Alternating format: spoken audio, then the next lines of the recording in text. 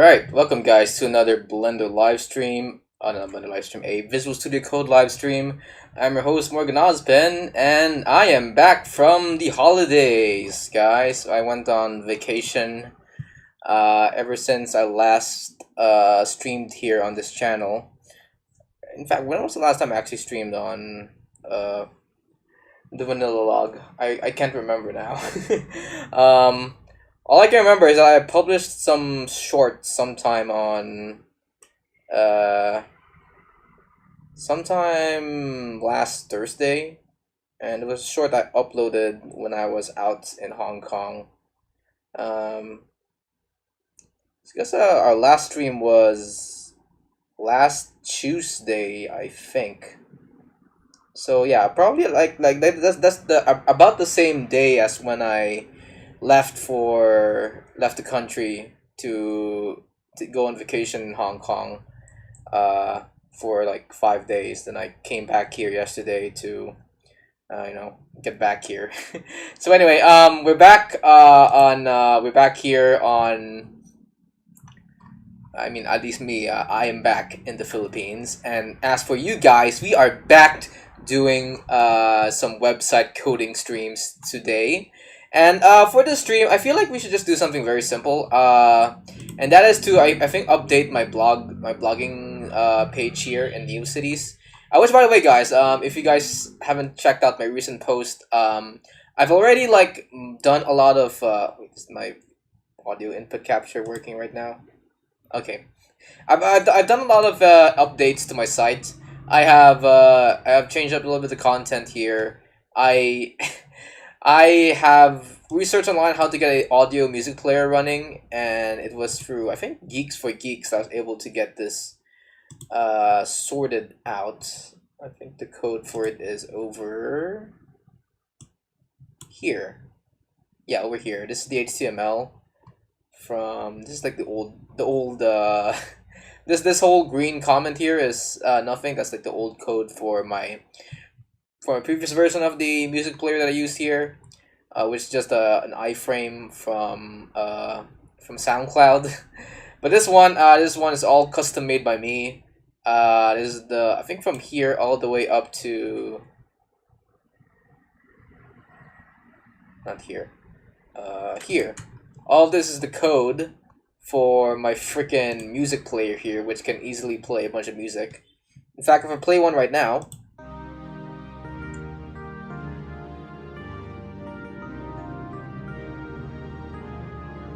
you can see that it's clearly playing some music, uploaded through a Dropbox account I made. So just to save up on a little bit of the storage under Neocities, I made sure that I stored my media files somewhere else, which is why where was it? For the JavaScript for this music player, I had to where is it? Yeah, I had to oh wait, what is it? That's not it. I mean, I guess that's it, but no, that's not it.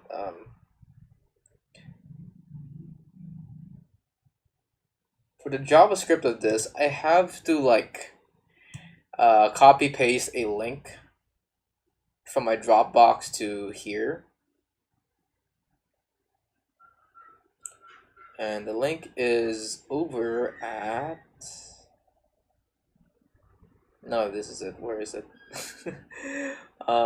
Guest book. Wait, no, this is not it. Homepage.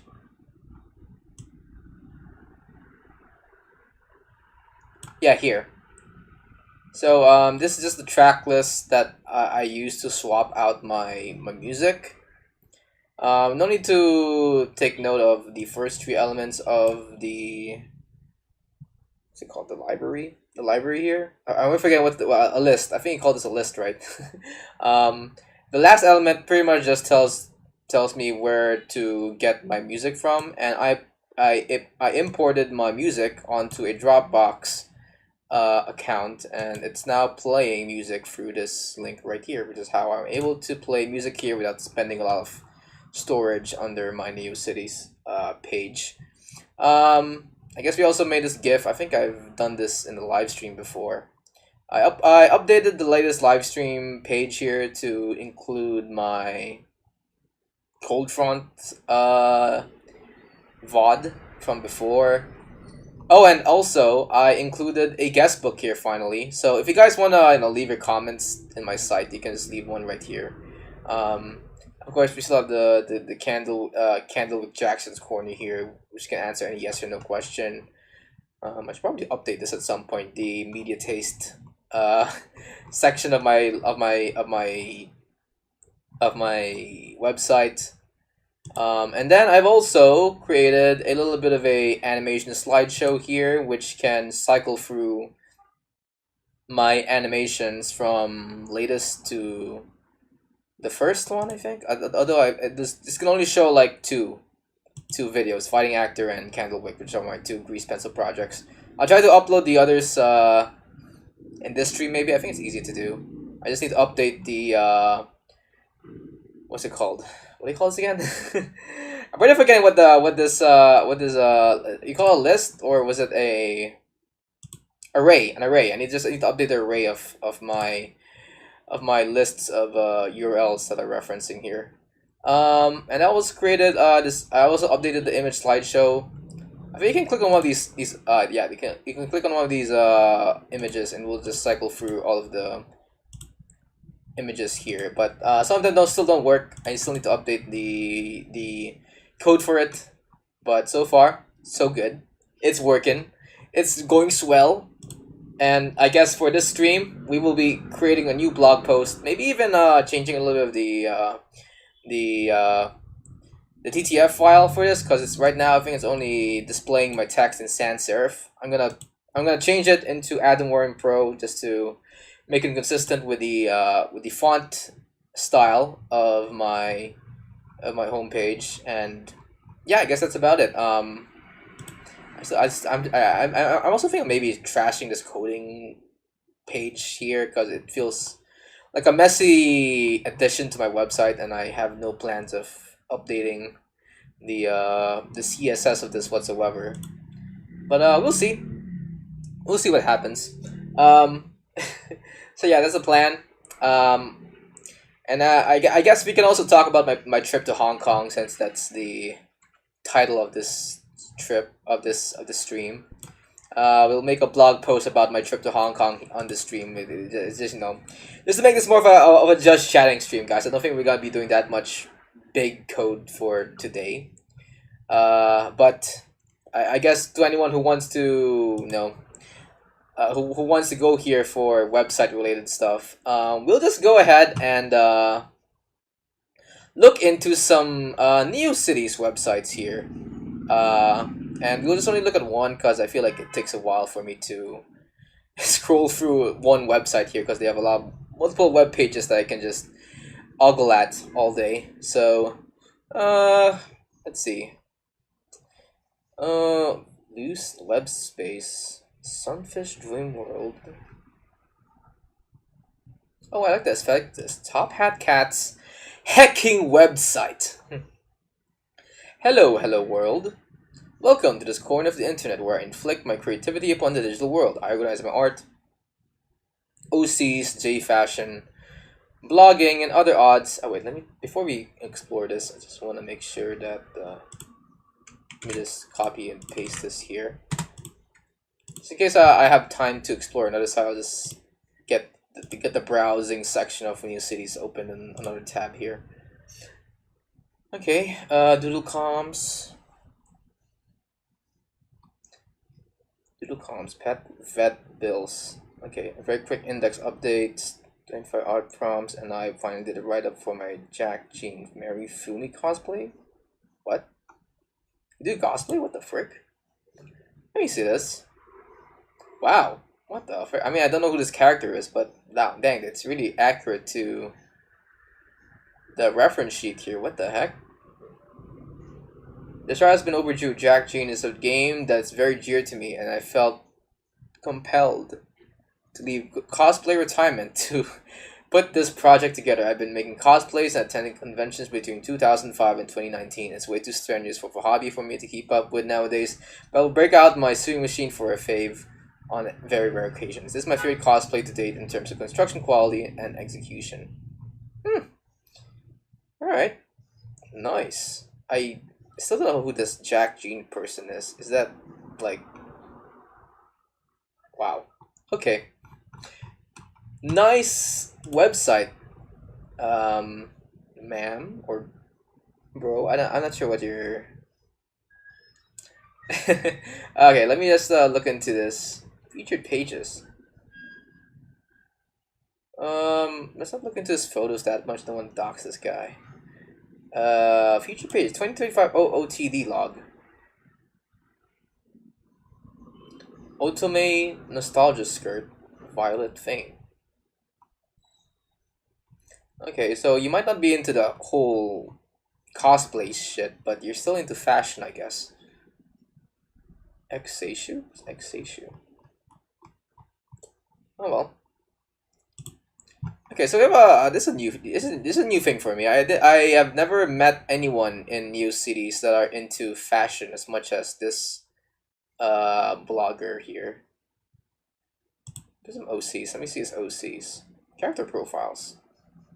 I adore Canon XOC shenanigans. If you are not a fan of that, a warning will be included at the top of the characters page. What?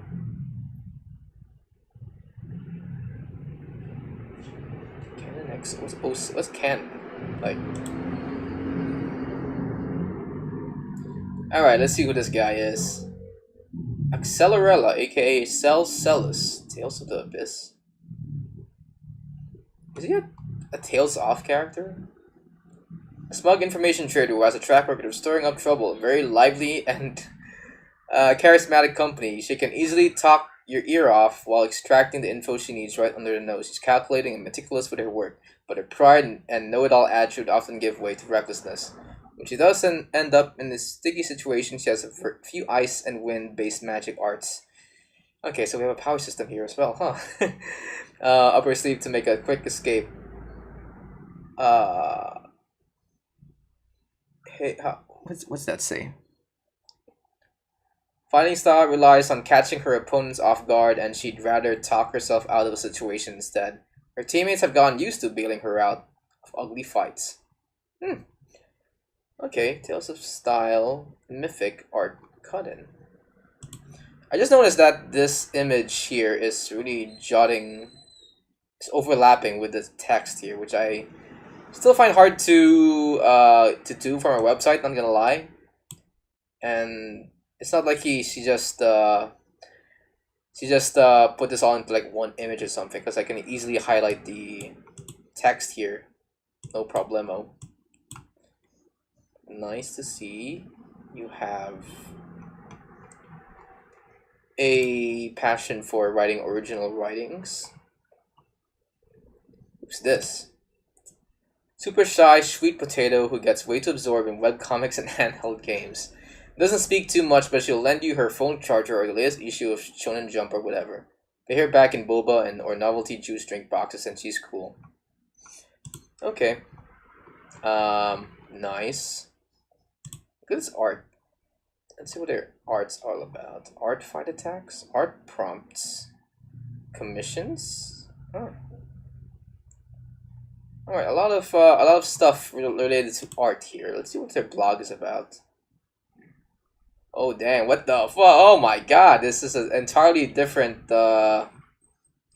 setup we have here for your blogging section. Good evening, art blog. The work is kind of hectic lately, so I haven't been able to stay on top of November. I intend to continue the challenge, but I'll be slow to catch up. For a recent art inspo, I picked up some digital art books. I got Leweed's bundle. What's Lawide? What's that? Is it like a... Oh, okay, so it's like a comic artist, I think. You like how both of them use color? I'll share some low-res example previews. Huh. Alright. I've been focusing on Procreate lately, and I think I finally have a feel for brushes that I like. I've been looking at a lot of Swollen Baby Fat's art, and I really like the look she's been able to achieve with the default brushes. Bookmarking for myself for later, her speed paints and white tee. Okay, on to new art. Here's my November's to dates. I like some of these a lot. Okay. I've been seeing a lot of people use Procreate lately. Um, and it's a shock to me because I think back then, I don't think anyone has ever like used any handheld devices for drawing. Aside from maybe I don't know for a Nintendo 3DS or something, you're messing around with a paint program in that handheld gaming console maybe. But I'm seeing a lot more of people using Procreate, which is the app, uh, which is a mobile app that you can download on your phone or Android phone. It pretty much just functions as a drawing program in your device. Just great. Yeah, she's really good at drawing. I noticed a lot of like very loose watercolor stuff here as well. Nice. God damn it. Okay. So let me see links. Oh, about. Let's see what she is all about. Fictional Lost York. What's Lost York? Lost York? Or iOS York fashion blogger and Rugelian shop staff. IRL artist from California in Otome and Visual Prison Hell. I'm not active in other parts of the internet anymore except maybe Tumblr. I love afternoon tea, dressing up like an anime villain, and crying about visual cave vampires and Otome game characters. I what is Otome? Actually I'm actually blanking out. What is Otome? Is that like something I need to know about? Otome.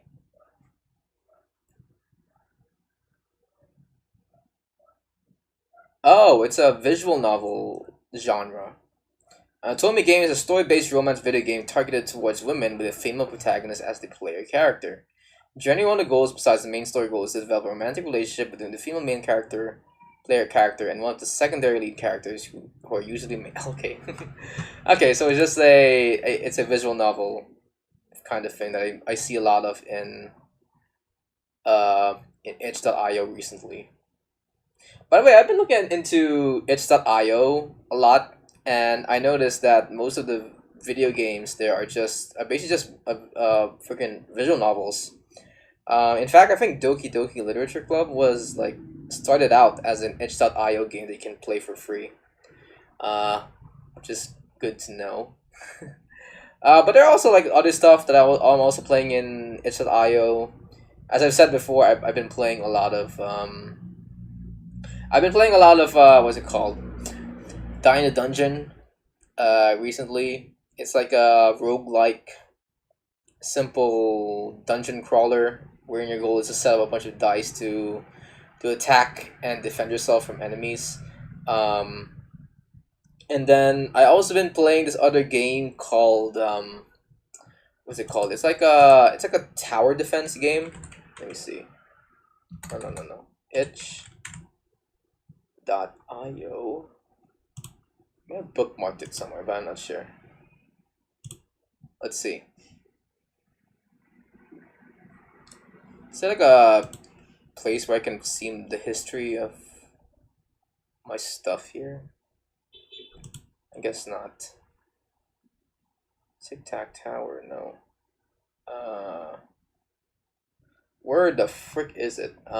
Browser games. We should have classic. I know it has like the word classic inside of it. It's like a tower defense sandbox, which is a freaking deal in and of itself. Classic Hong Kong. Okay. Where is it? Classic Hex map? No. Classic Graveyard? No. Where is it? It's like it looks like a Satisfactory clone. Not that I've ever played it, but I've seen a lot of it. So where the frick is it? I'm done. I gotta show you guys this freaking underrated gem that I've found here. I just figure out where it is. Games. Browse games, please. Where the heck is it?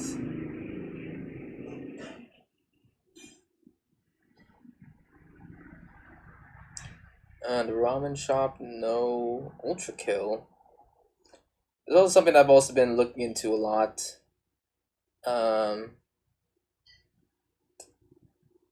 Where is it? Where? Sherwood? Nope. God damn it! It's such a good game I've been playing. I just found recently. Wayfarer? No. Okay, wait. I'm just gonna hide the capture hole here for a second because I think it's saved in my bookmark pages somewhere. Where is it? Let me just hide the. Okay. Oops, I noticed that. That's over there. Let me just. Can I put you aside somewhere? That, by the way, that video over there is just what I use to like. What's it called? Stream stuff.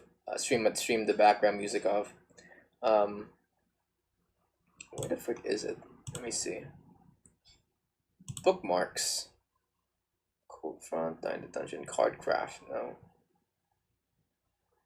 Maybe it's under my history. Let me see.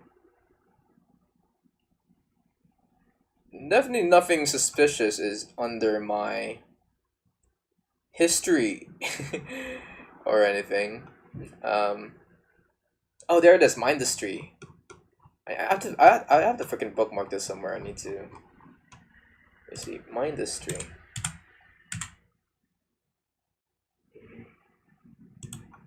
Alright, I'm gonna show you guys this freaking gem here.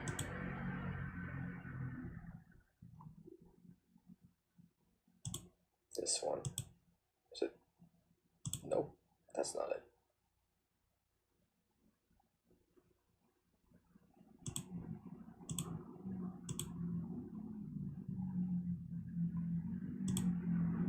There we go. Hold on. This one. Mindustry. This is like, I think, my new game that I'm addicted to right now. Because you're pretty much playing as like this little spaceship that gathers resources and shit, and you build up a lot of these contraptions and stuff that help in making you defend yourself from a lot of these enemy swarms, and your goal is to last as long as possible. Kind of like Minecraft in a way, but you're like making these elaborate like machines and stuff that are like so big. I mean, I still need to like look through the wiki just to know what some of these things do. But I don't know. Despite how complicated it looks, this is like my type of game in a way. You're just like just trying to strategize how you'll be able to make better machines and shit. And oh my god, I haven't gotten to this part of the game yet, where there's like a lot of these enemy swarms here. That's cool. But yeah, if you guys want to play like a nice game that's free as well, I suggest you play Mindustry. Although I think the where is it? I know there's like a. I think the recent version of this isn't working. Although that's like just based off of the comments here that I'm seeing, but the classic, I know there's a classic version available in the developers itch.io page here. If I go down here, you can play like a web browser version of it, which is I think simpler compared to the Steam version, but you know, you gotta take what you can. And it's gonna I'm just gonna close this for a second because we don't need to look around it too much. But yeah, this is just I guess the games I've been playing, which is not like what this girl is playing, which is Tomy Games. But yeah, going back to the site, I guess. I went a little bit of a tangent there, but this site is pretty cool, pretty nice. You have a guest book. I'm gonna leave something to comment here or something. Stuff. Maybe it's in this Yume? Or is it Yume? Let me see. Yume. What is this? This is a portal to my extremely self-indulgent Canon XOC and Yume shipping. side page. Oh, wait, when you say OC, does that just mean you're like your own like original character? I mean, I know that's what it means, but like as in like your own portrayal of yourself under like a world or something, right? Okay, if vicariously smooching fictional faves isn't your cup of tea, you can still enjoy my OCs and other works on other parts of the site, so feel free to hit the back button at any time. This page is rated Web 14, so be warned that darker fictional content is mentioned in passing with appropriate spoiler tags. There's a lot more caps lock spamming and sweating here ahead as well. The name of excited gushing. Should I should I hide the screen here for a second? Alright, let me I'm just gonna look at this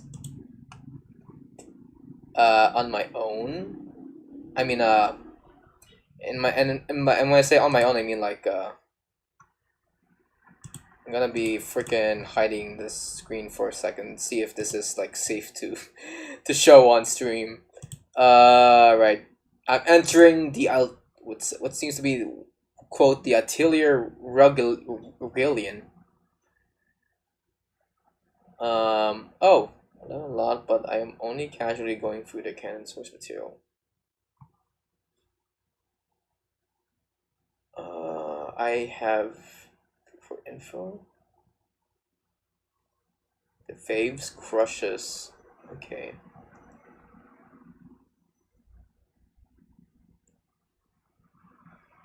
Okay, this is not that bad. If I just what's this? Blessed, Cursed, Atomi and Yume edits. What's this? But you guys are still like not seeing this, right? Okay, good. Alright. Okay, lock the frick in. Art log, blessed curse. Okay, there's not a lot of smut here, but they are a lot. Okay, I'm just gonna show you guys what this is all about. Not a lot of smut, but there are a lot of these charts where she just lists her favorite ships on an Otome game. I think I'm not sure. What even is I'm gonna search up canon Otome. I think that's the name of the canon Otome.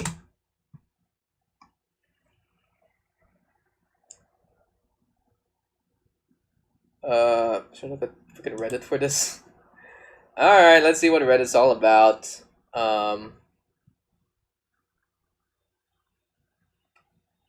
Okay, my favorite route is the canon one.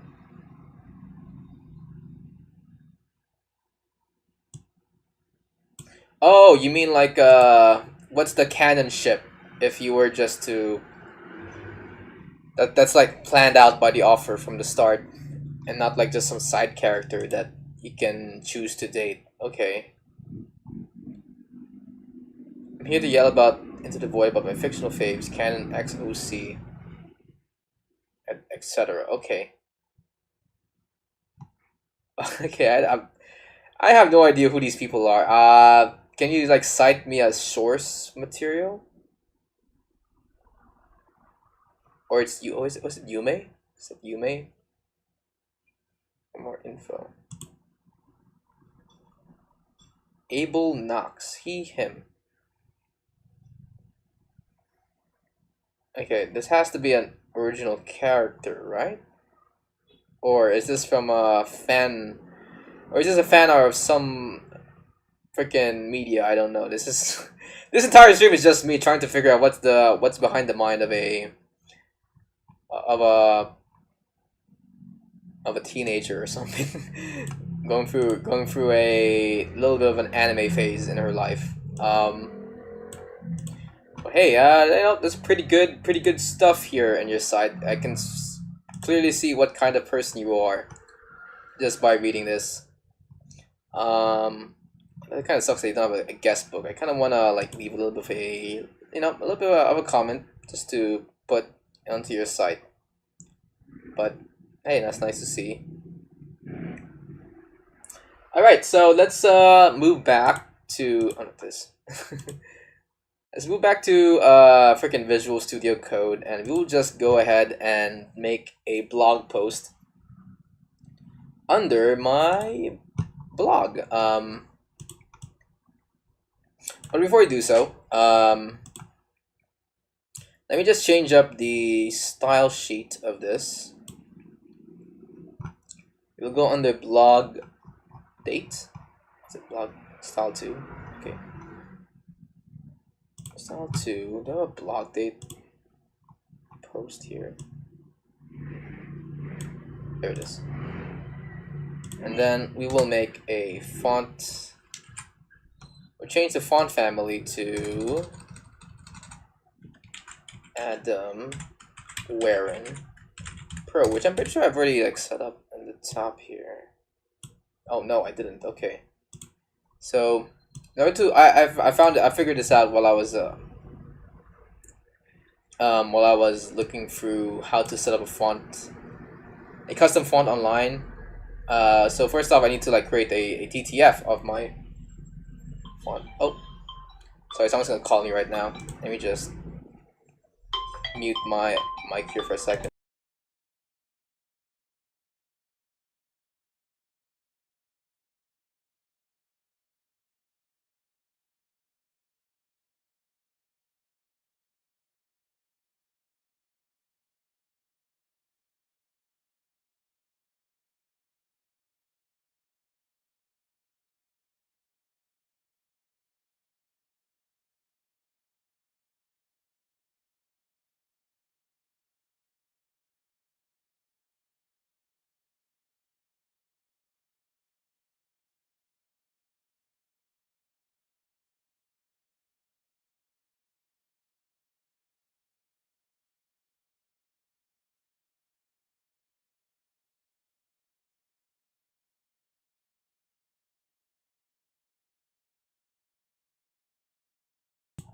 Alright guys, I'm back. Sorry, my mom just called.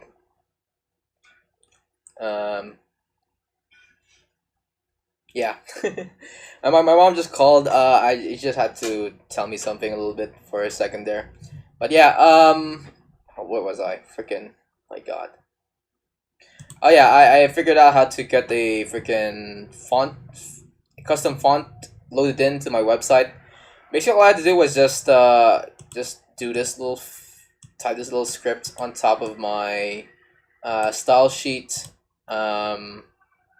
Import the TTF file onto one of my folders here, get the URL, and it's now officially a font family that the code editor can identify.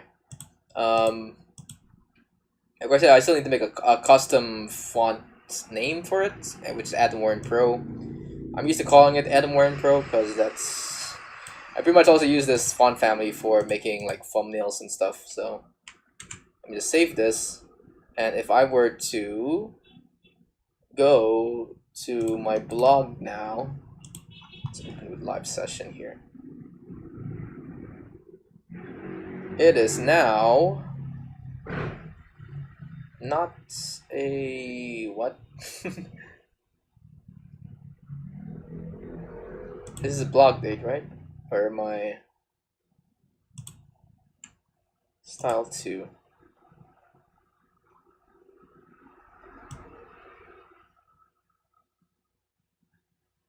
Oh, I haven't wait. I need to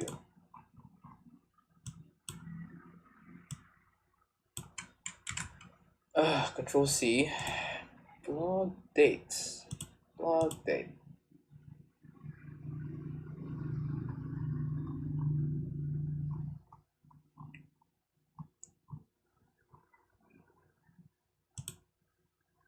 Oh, it's here. Okay, so I just need to include this little bit of text on top. Okay. Control V.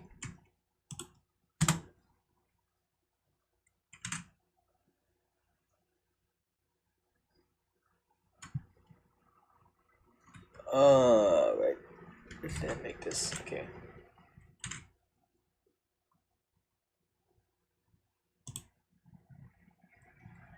All right, that's pretty good. And I just noticed that I didn't include any photos here. It's weird. But let's move. Let's not talk about the styles for a second here.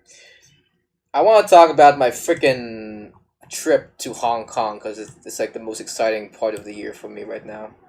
Um, so with that being said, let me just create a new header here. Control C, Control V. And what can we talk about here? May 14, May 14, 2020. Has it really been that long since I've posted a freaking blog post here? So December 29, 2025. Apologize for you American viewers out there who maybe still be living in the 28th of December, but right now it is the 29th.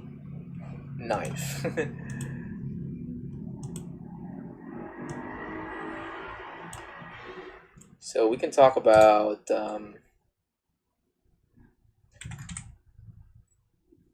my epic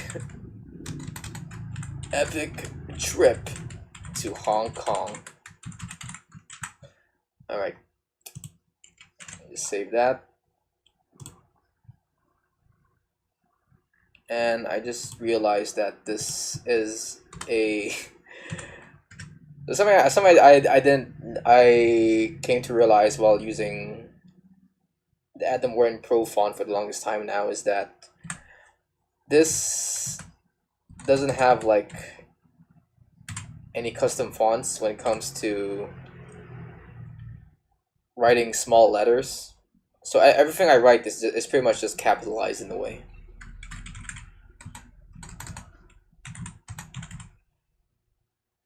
Blog_date. Alright.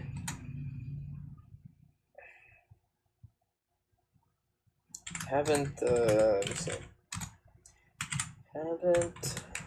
streamed here.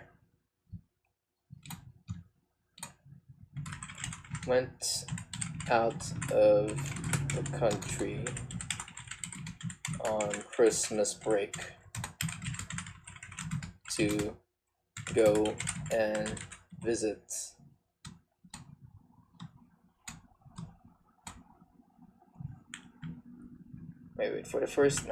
for the first time I went out of the country on Christmas break to go and visit Hong Kong. Does that sentence make you guys think that this is my first time visiting Hong Kong, or it's just my first time going out the country in general? Because on my end, this is actually my first time traveling outside of the country, really. I've only been to I've only been to other regions within the Philippines, like Palawan, Boracay, and Bohol. But I never flew outside the borders of my own like country, and this was like my first time getting into like another country that's not mine. Let's go and visit Hong Kong. Okay.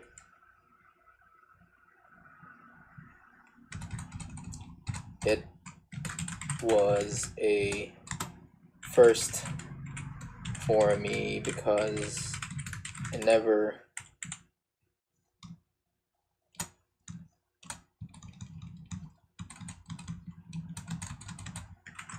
we went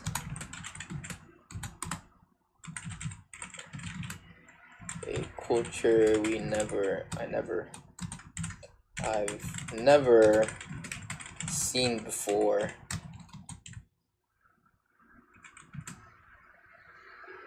And while even if me and my family had the greatest had the most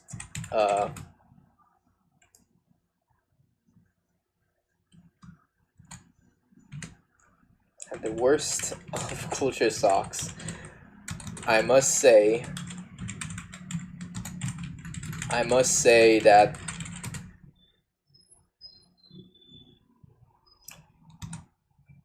Okay, wait. I'm gonna be a little bit. I'm gonna be in a. I'm gonna be in a little bit of a. I'm gonna say a question. Ask a question that might sound dumb to some people. I apologize because my tourist brain isn't really working right now. And it's my first time traveling abroad. But is Hong Kong is a region of China, right? So it's okay for me to say that Hong Kong is just China in general, right? Or am I wrong? It's gonna suck. Wait, is Hong Kong a country?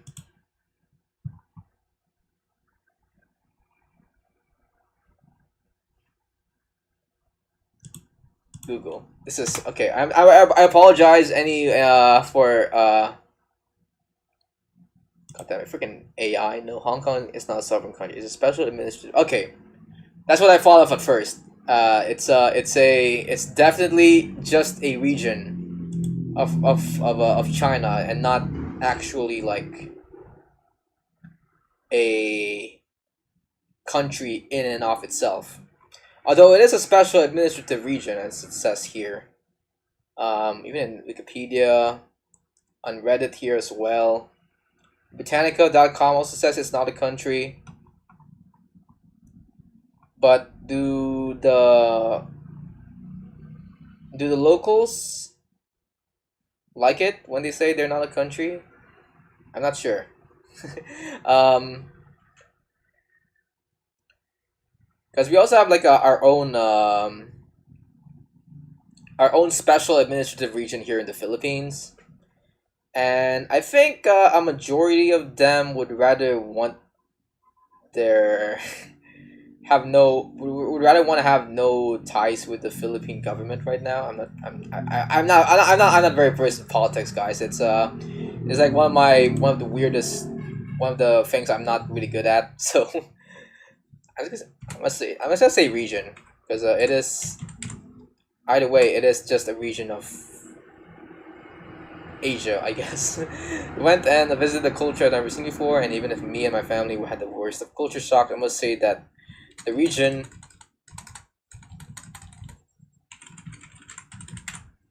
is one of the most marvelous places I've ever visited. First time I landed on the airport, I was greeted with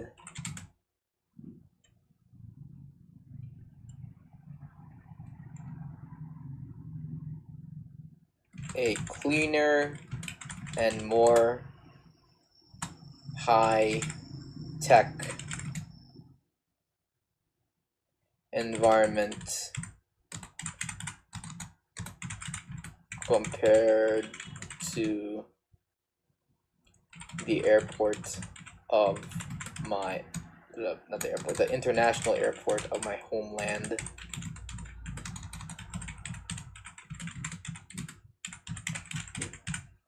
I don't know if it's crazy for you guys who are not in the Philippines, but I was shocked when I learned that in Hong Kong there is a train that leads you that's just right outside of the well not outside but like connected to the airport.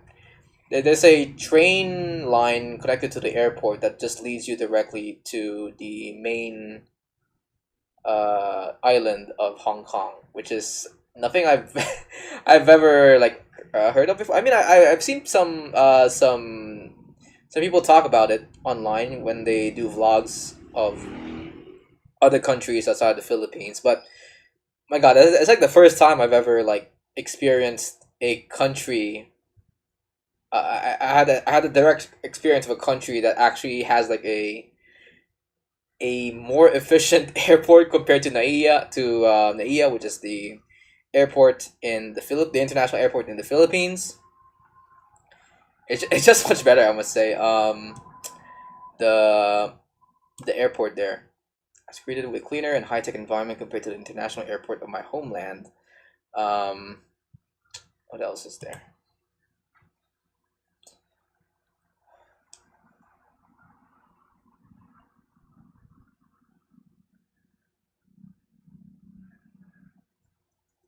Oh god, I'm just getting more text messages here left and right.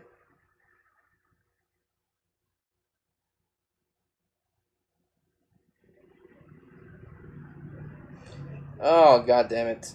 Wait first, guys.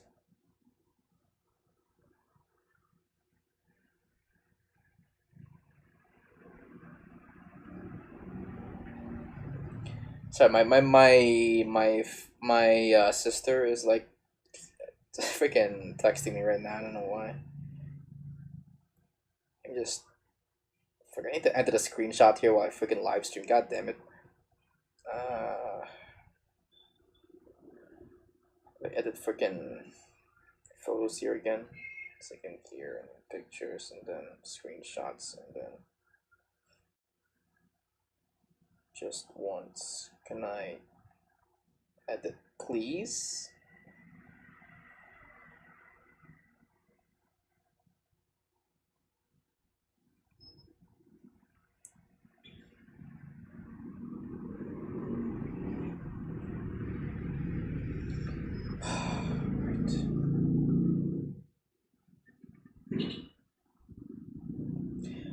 There we go.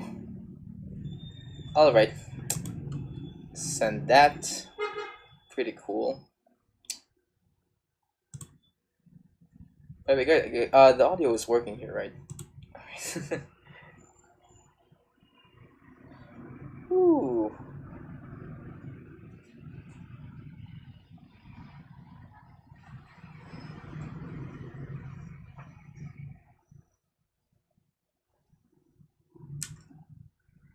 Alright. Okay, back to our originally scheduled program here. Or a high-tech environment compared to the international airport of my homeland. So yeah, the airport was pretty nice. When we got to the arrival gate,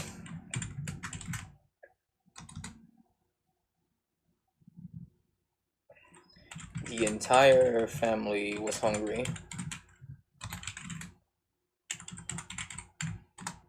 So we started looking for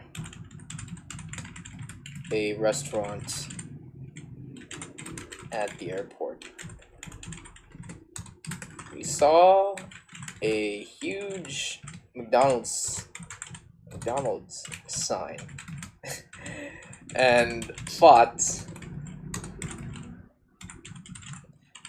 that it was a real chain.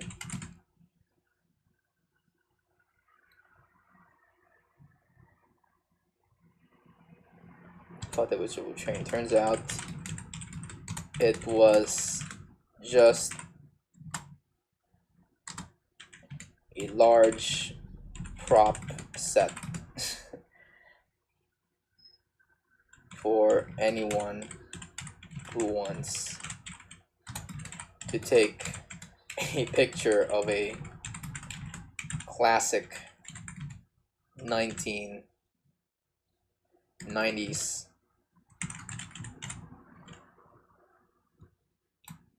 Hong Kong McDonald's.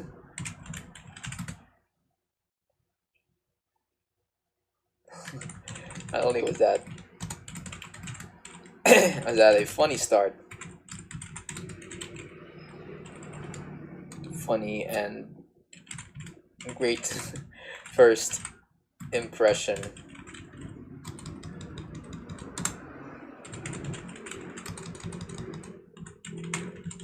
of Hong Kong, but it is also a sign that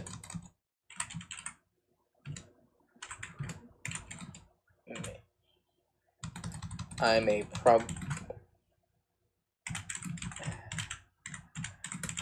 to learn the new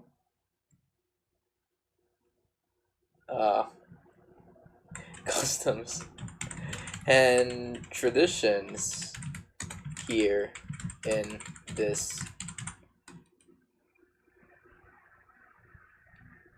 country. I am in another country anyway. In this, because I did go to Macau, and that I know Macau is basically just a definite region of China, Hong Kong, and Macau.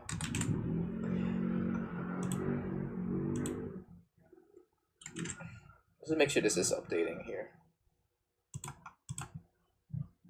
Okay, for the first time I went out of the country on Christmas break to go and visit Hong Kong and Macau. We went and visited a culture I'd never seen before, and even if me and my family had the worst of culture shocks, I must say that the region is one of the most marvelous places I've ever visited. First time I landed on the airport, I was greeted with a cleaner and more high-tech environment compared to the international airport of my homeland. When we got to the arrival gate, the entire family was hungry, so we started looking for a restaurant at the airport. We saw a huge McDonald's sign and thought it was a real chain.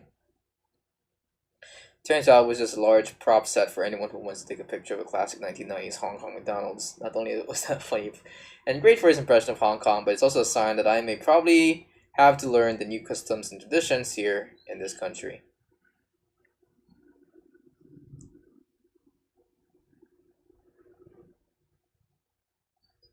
Okay.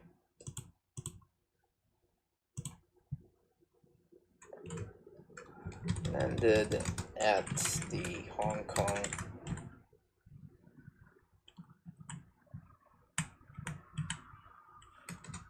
I'll call this HKIA.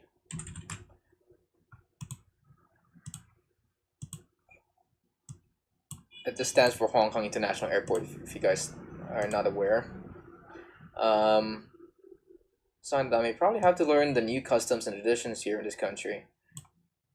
Okay, and end that sentence there. P.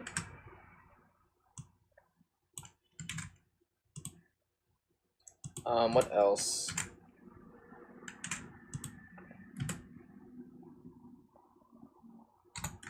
My first obstacle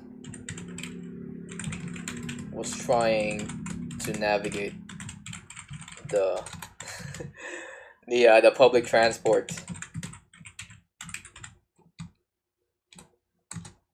via their public transport. It isn't bad or anything.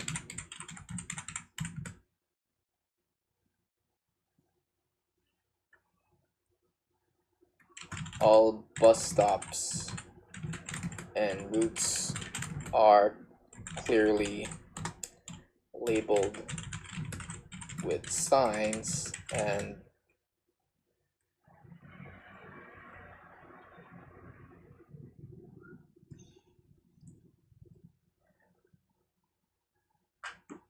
they use electronic cards to make payment much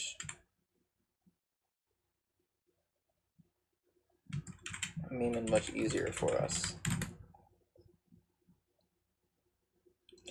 The only problem is that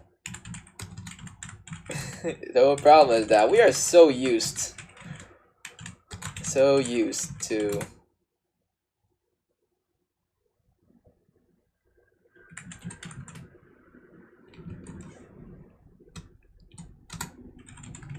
the weird jeepney system here in the Philippines, that finding a much more efficient way of transport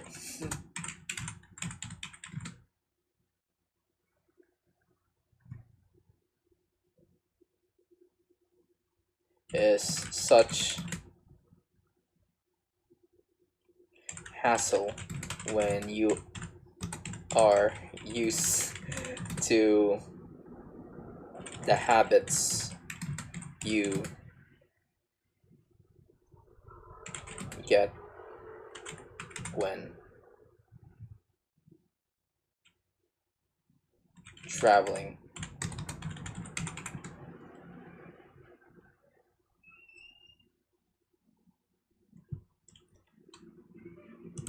When you have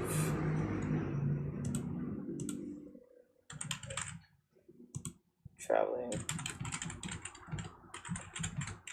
country. For example,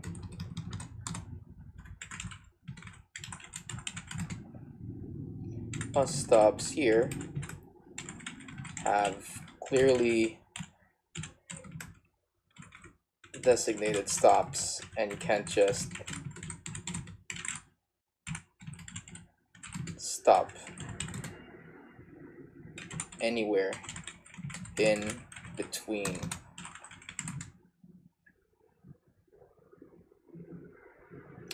stations.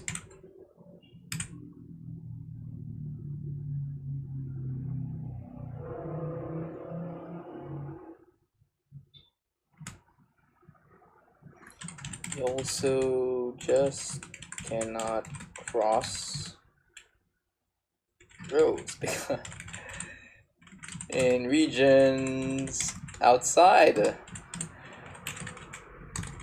of Southeast Asia,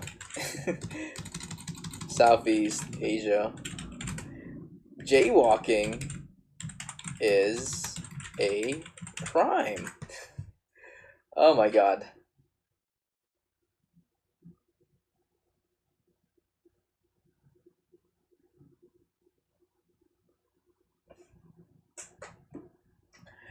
So yeah, I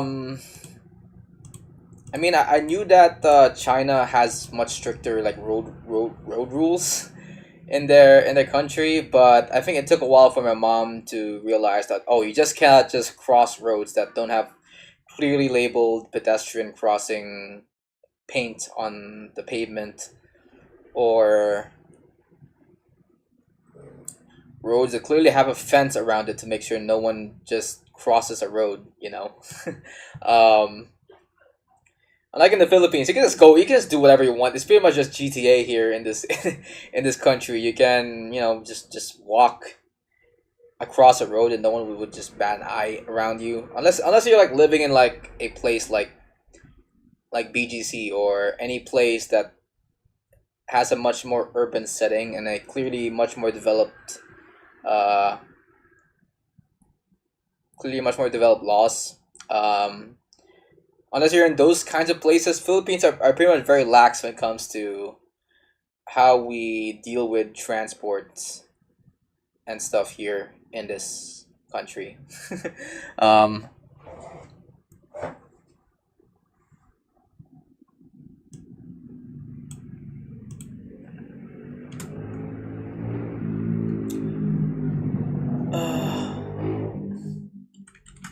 also had to brace myself whenever my mom asks a question to the locals because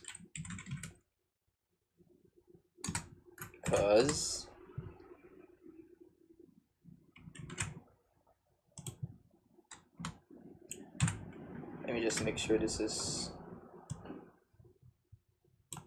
oopsie.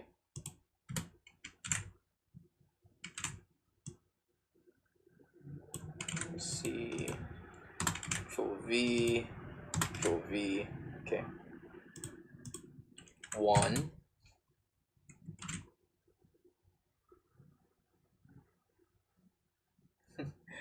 We could not speak their language.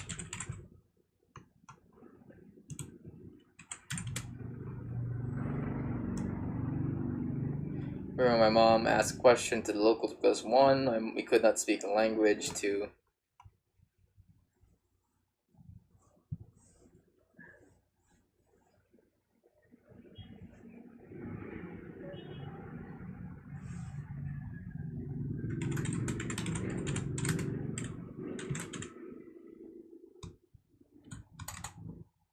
how do I say this?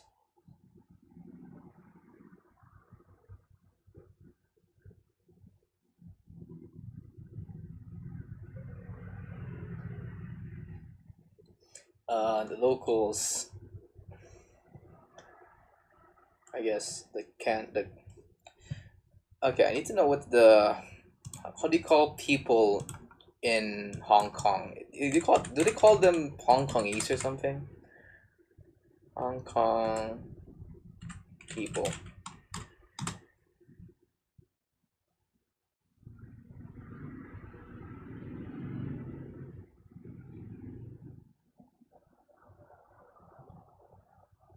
Hong Kongers. Okay, you call them Hong Kongers. I don't know. I don't know. If that's is that racist to say? Okay, Hong Kongers. Hong Kongers. I'm basing this off of the search results here on Google. But yeah, the Hong Kongers.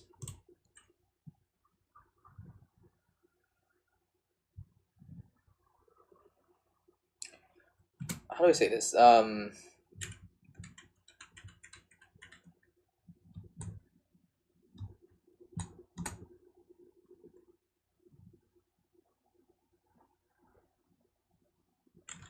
Hong Kongers are not. I wouldn't say they're not nice, but like the thing is that I am coming from the Philippines right now, and you guys have to know that the Filipinos are just easily like the nicest people that one can ever meet, IRL. And anything under that, we're just pretty much lucky that uh that we're at a privileged part of the world wherein the whole local population is accommodating and willing to help. And so when my mom notices that any other that the Hong Kongers aren't as accommodating as Filipinos, they and he just kind of loses it a little bit. And I don't think it's a fault of their culture. It's just that we are just that we're just too nice, I guess, as Filipinos. Compared to other people outside of the Philippines, you might get some people who are have a little bit more of an intimidating edge, which is understandable because I feel like our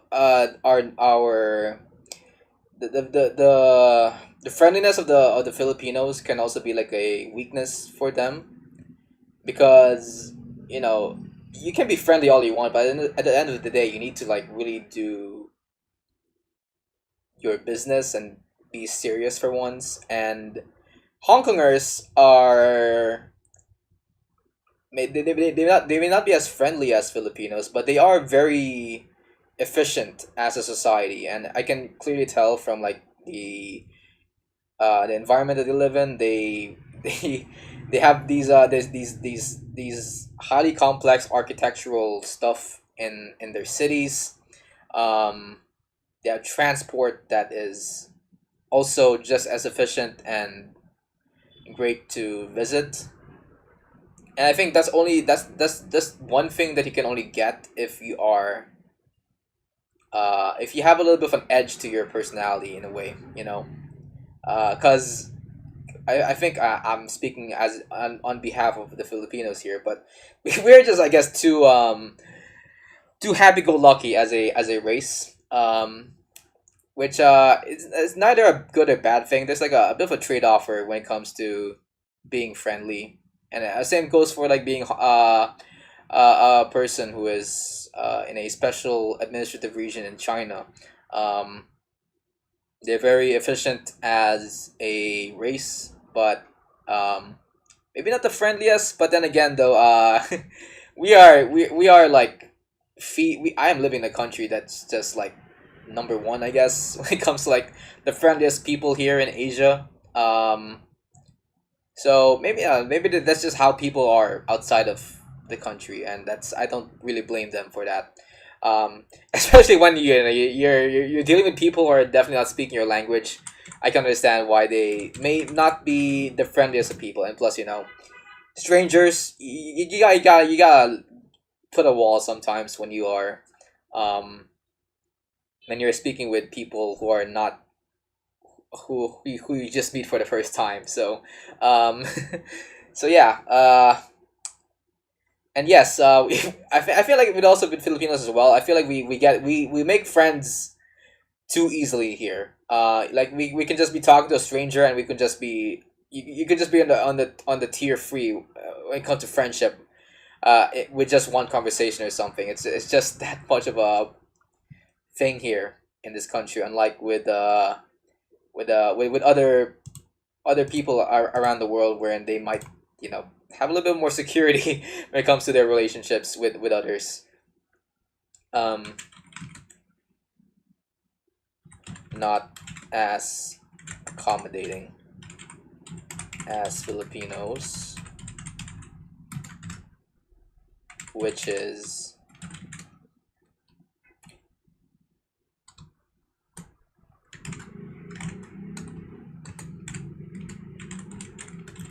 not bad.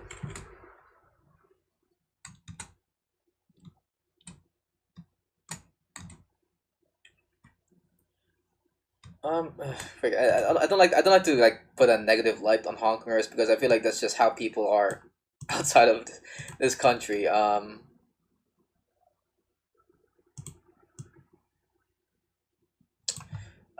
Filipinos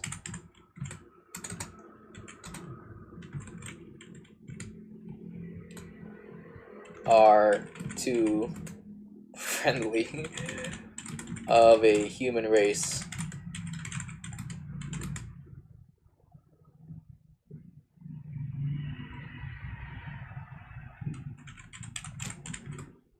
Other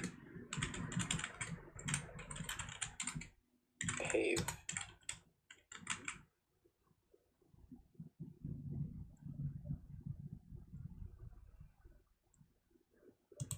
are too dangerously friendly of human race. So seeing how other people actually behave may send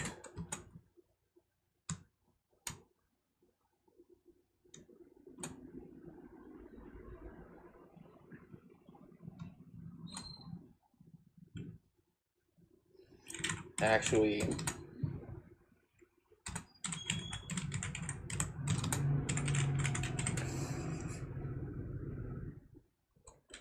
may shock my mom. Outside of our country actually behave may shock my mom.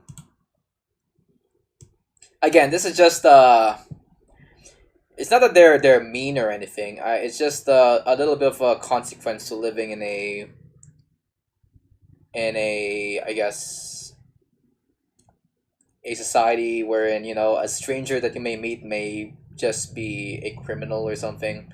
Um, it's why people build up walls. I feel like that's one thing we need to learn as Filipinos. You need to set some boundaries for yourself in one way or another to keep yourself safe and others from any harm. Uh, so yeah, that's a little bit of something I just want to say there. No offense to any Hong Kongers who may be watching the VOD or anything. I understand why you do that. It's and also why something I want to write here.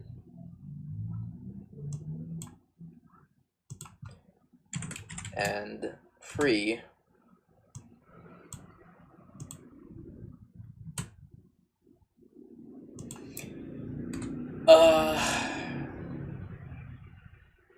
in countries including our own don't like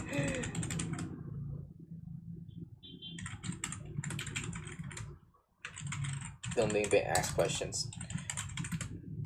Okay, so here's like one thing that I think might be a thing I also noticed with my mom. It's that he's really happy. My mom's really so happy go lucky and actually asking questions, which even in the Philippines, uh, being able to ask questions, especially in a school setting, would be like a death sentence to some people, because there may be a chance that some teacher that you are talking to may think that you're dumb or something.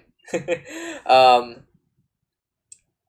so yeah, I mean, it's a good thing that my mom has the confidence to ask questions. But even in this part of Asia, there is a culture that kind of looks down upon people asking too much questions. I guess I should clarify that we're not totally against people asking questions. Just when you start asking too many questions, that becomes an annoyance to some people. Um, but it's a good thing my mom is willing to to be daring enough to ask more than three questions to the same person in Hong Kong. Um, so yeah, there we go. Let me just make sure that this is updated.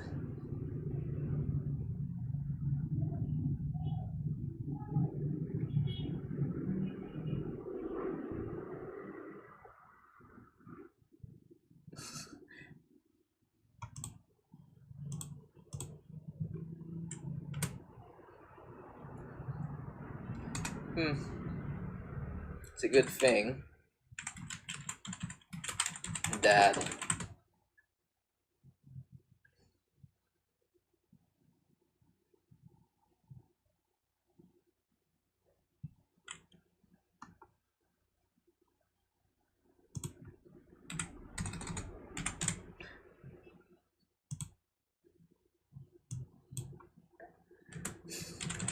just look at any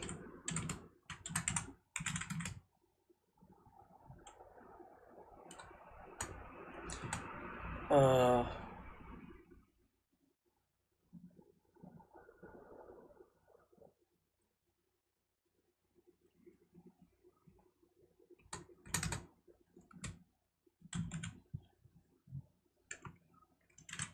let's speak the language.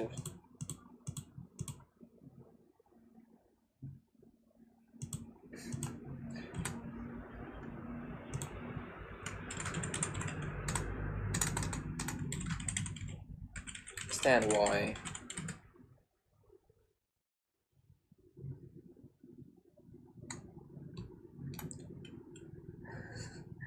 Understand that this is a cultural.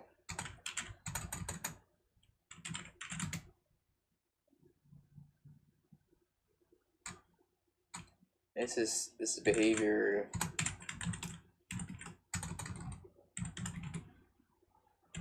linked towards our differences in culture and less. I understand that this behavior linked toward our differences in culture and less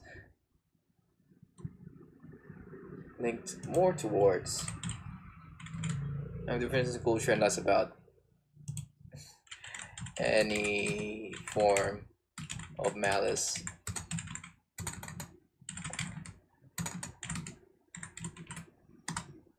It doesn't hide the cringe or minimize the cringe I get when she starts talking to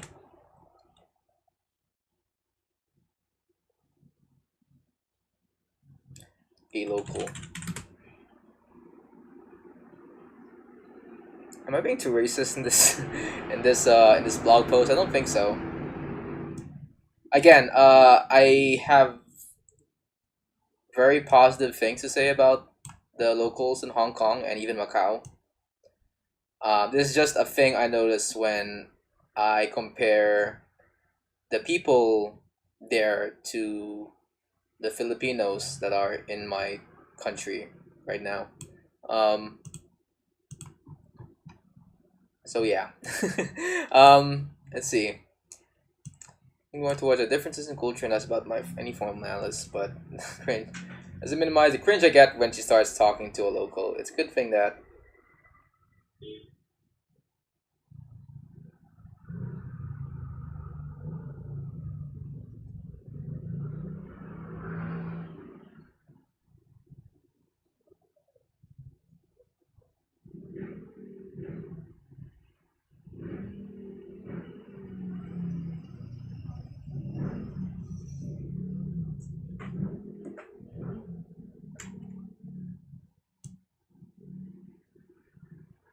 cringe I get when she starts talking to a local. It's a good thing that in most cases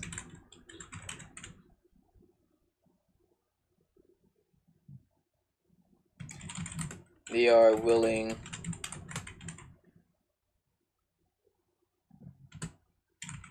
to help out.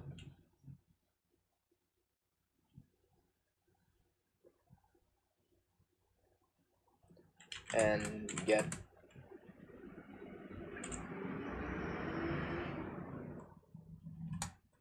it's a good thing that in most cases they're willing to help out and stuff for us done.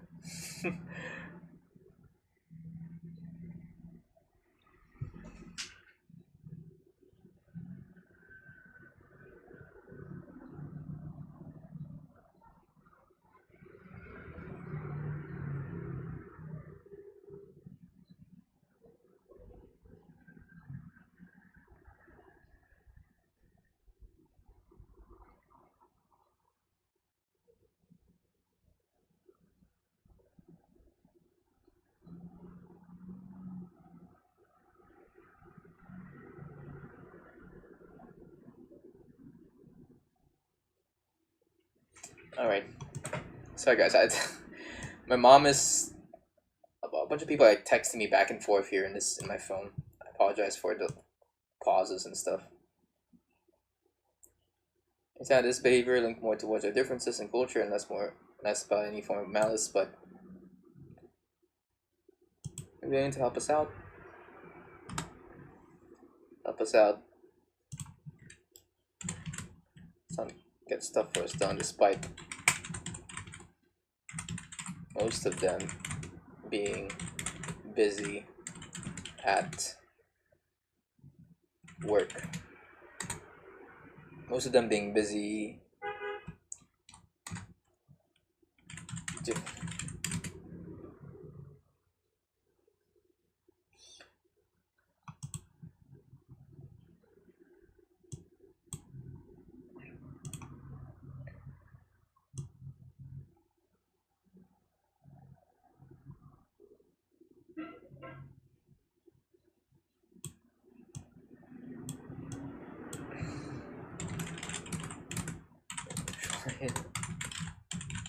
apologize.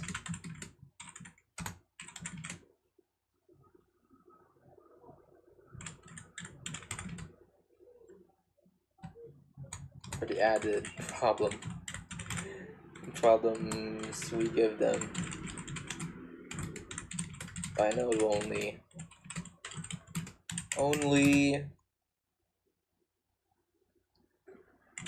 make their planned work / schedule much harder. Alright, there we go.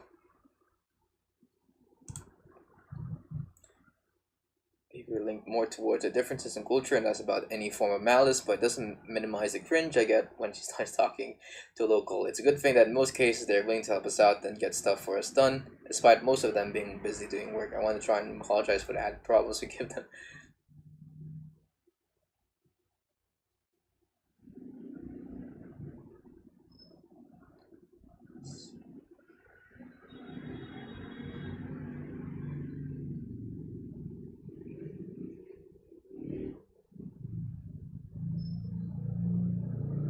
Okay, good.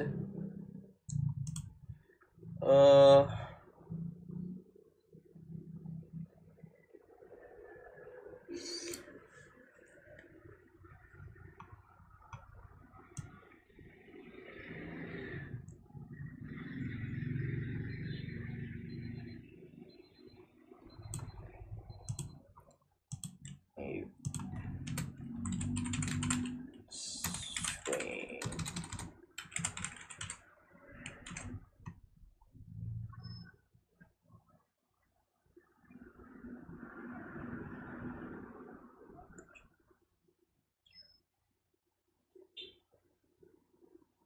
Alright, there we go.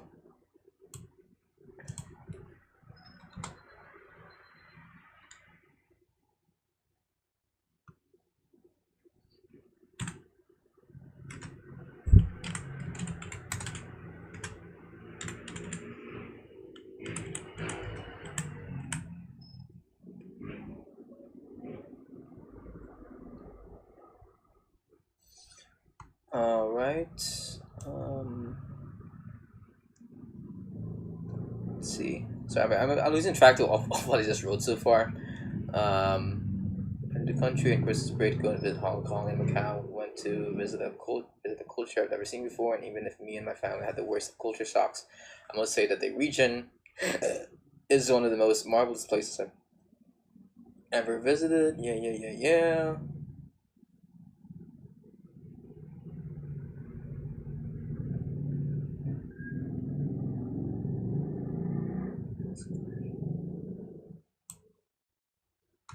Eventually, it's a good thing that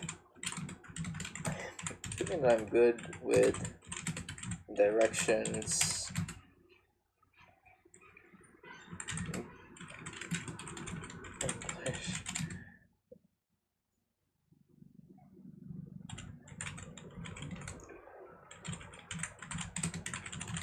English labeled directly below the Chinese characters.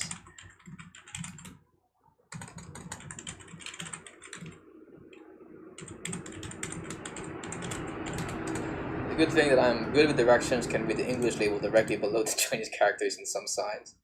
And actually all signs. I noticed that Hong Kong is also, despite the fact that I think their local language is Cantonese, right? Despite being a country that has no idea how the English language works, there are a lot of clearly labeled instructions in Hong Kong that are easy to read if you are an English speaker. Because next always there's always like a point wherein for every like Chinese instruction you see, there will always be like a English instruction somewhere below the originally labeled instructions that they hand out in their signs or in their pamphlets or in their the subtitles of the shows or something. It's just a tourist friendly destination now, Hong Kong. So if you worry about not understanding their language, you can just read the signs. They have clearly labeled English translations for most of the directions you see there. I can read the English language.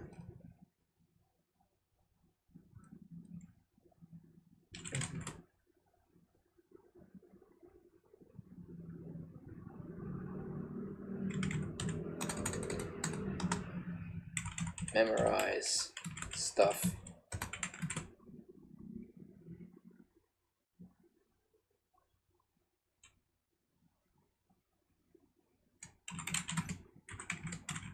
Need to do later in the day. I basically acted like some demi tour guide.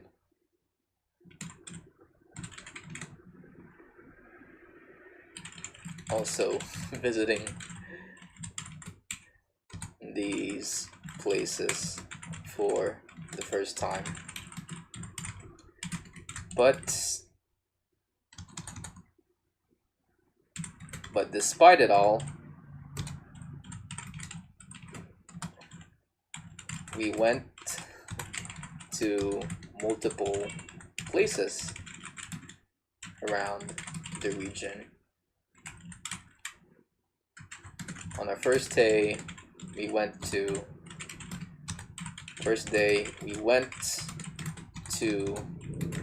Hong Kong Disneyland. Okay, what can I say about Hong Kong Disneyland? To me, because we stayed there for like 5 days and we went to multiple places there. To me, I feel like Hong Kong Disneyland is the worst place I've been throughout our entire itinerary. Um, and it has nothing to do with Hong Kong in a way. It's that wait when I'm here's like my mindset whenever I go travel abroad, guys.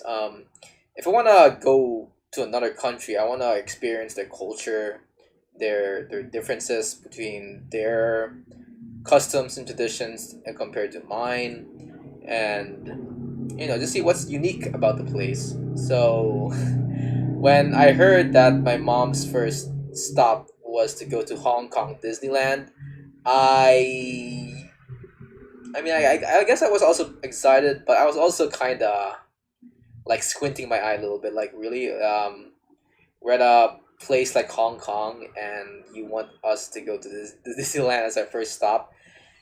Cause I mean to be fair, we do have like I do have like a little sister that is into Disney princesses, but uh for the rest of the family, I don't think we're really that into Disney as a I don't know, as a form of entertainment. I mean, we do watch the occasional Marvel movie or the occasional Disney animated movie, but like, we always come out of it as like meh.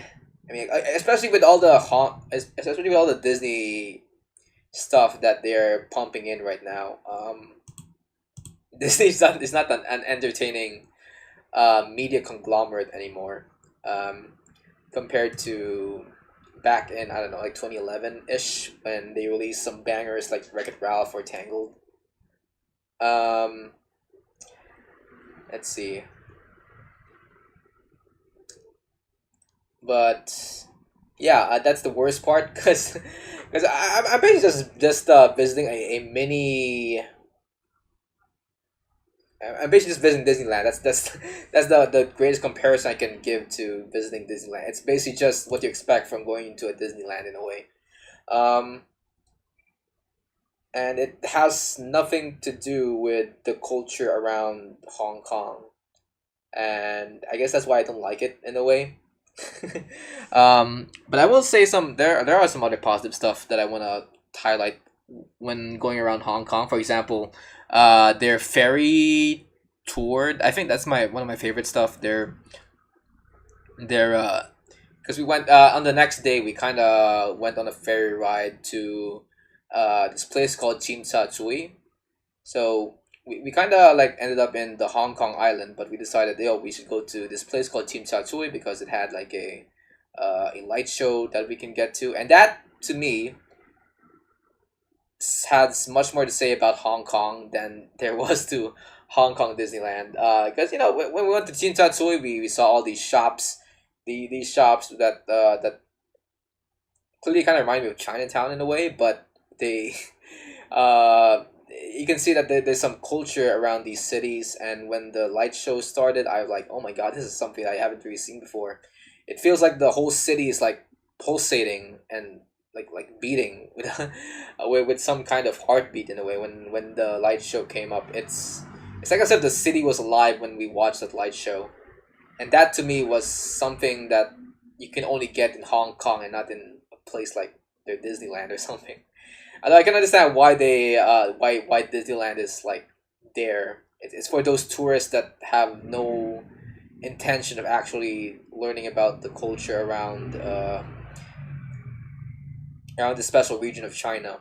Uh, which I guess kind of sucks that there are some people that are just there for Disneyland. But hey, it is what it is, I guess. So let's go. On the first day, went to Hong Kong Disneyland. I ate I ate the worst burger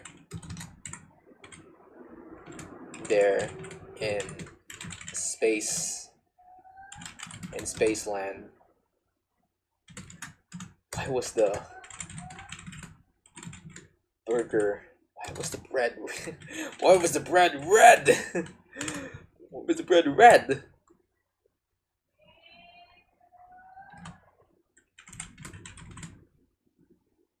Saw a cool parade and drone show there. Not much to see here that you cannot see. You cannot see when opening Disney Plus, but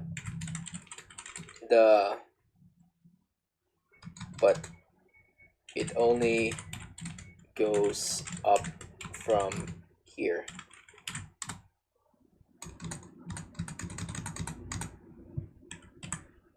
The first actually good thing we went to is this is on the next day of our trip to Hong Kong, and we went to this place called Ngong Ping. Let's see, what's it called? We went to this place called the Ngong Ping 360, and I suggest if you guys want to go to Hong Kong, I feel like this should be your first introduction to the region, because we went to this freaking cable car, and we also went to, at the end of this cable car, we ended up in this here you can sort of see it right now, but we sort of ended up in this sort of Buddhist temple that that had a, I don't know, it had like the most beautiful scenery, and the big Buddha here is just the icing on the cake, dude. It is, and if you wanna like shop around, there are also a lot of shops somewhere along the road to get to this Buddha statue here. There's a lot of coffee shops, a lot of sandwich shops there as well, a lot of souvenir shops. There are also a lot of shops there that sell toys if you like those kinds of things. If you have a kid joining over to you, like Gongping Park, Gongping, the Gongping 360, I think should be like your first introduction to Hong Kong, and not Hong Kong Disneyland. Um, and not to mention, I feel like with most theme parks nowadays, they kind of suffer from the problem of overcrowding, and no matter how good a place can be, your experience will only get soured by the fact that there are just too many people uh, at a place all at once. So going to a place that's a little bit more rural is my cup of tea, in my opinion. Um, and the Gongping 360 is just that place, right down to the point. So yeah, we went to, on our second day, we went to the Nong Ping 360, a cable car ride that took us to a Buddhist temple with a big Buddha statue.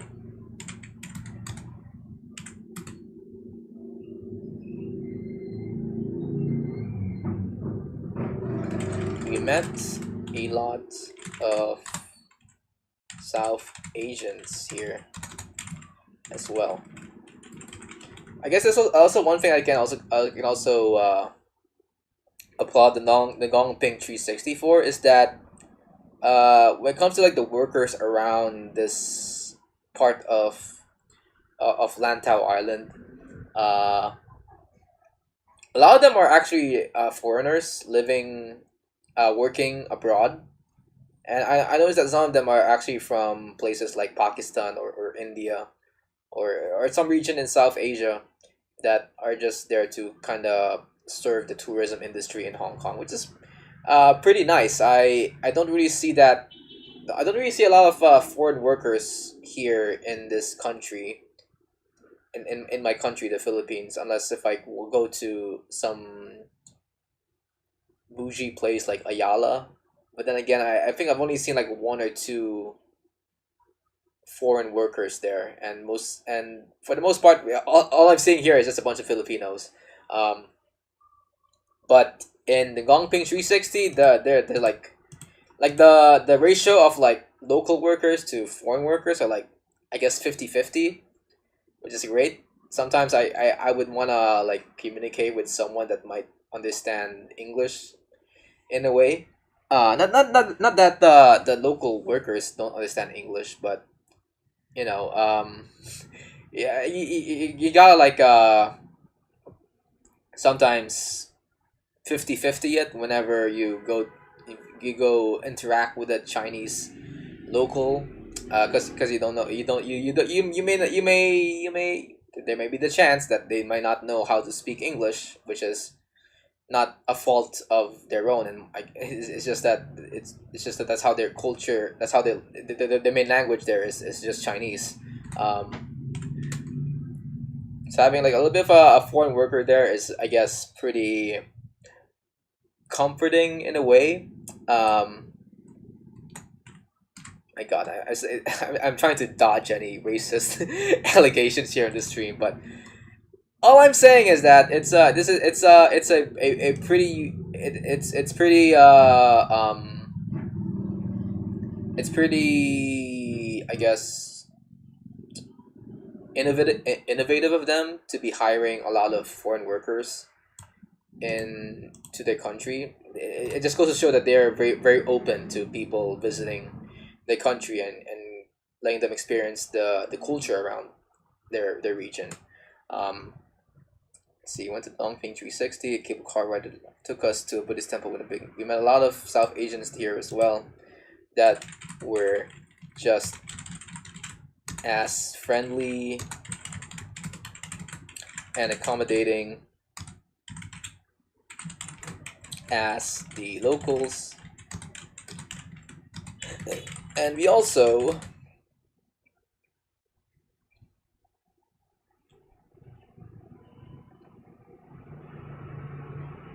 looked at the grand set piece here in this landmark.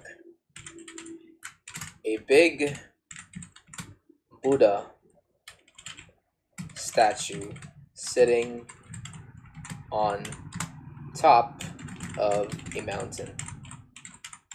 It is the most majestic sights I've ever seen, especially when looking at it from the view of the cable car.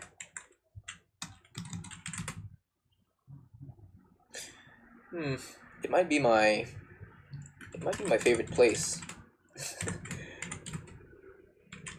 in the entire trip. My favorite place in the entire trip. Yeah, so I think how my trip went is that we went to the worst place in Hong Kong, then we immediately went to the best place in Hong Kong, which is just this Buddhist temple in Gongping, which is I guess they just pretty much even we pretty much planned out this itinerary in a way that, okay, we just figure out the worst and the best of Hong Kong, and everything in between is just it's just as goated as this, I guess. It might be my favorite place in the entire trip, and I am willing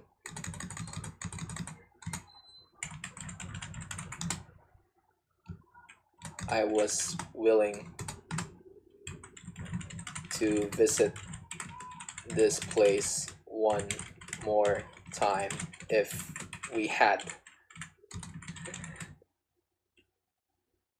we had hours to spare.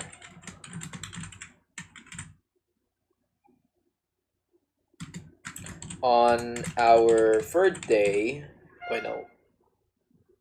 Okay, so we went to Ngongping, and then I think we went straight to. Then on the afternoon, we headed to the Hong Kong mainland and Hong Kong Island. We went to Hong Kong Island and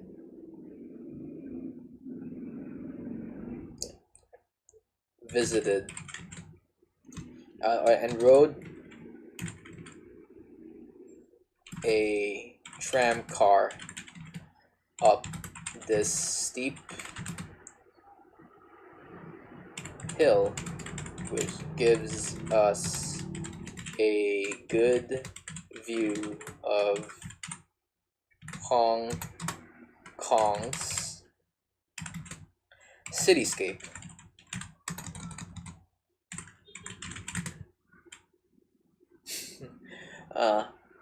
This is where I was first exposed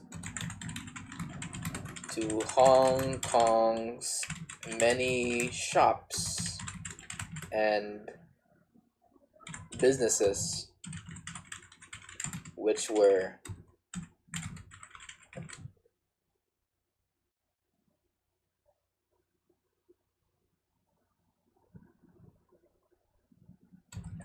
had very tempting products to buy from. It was also here that I ate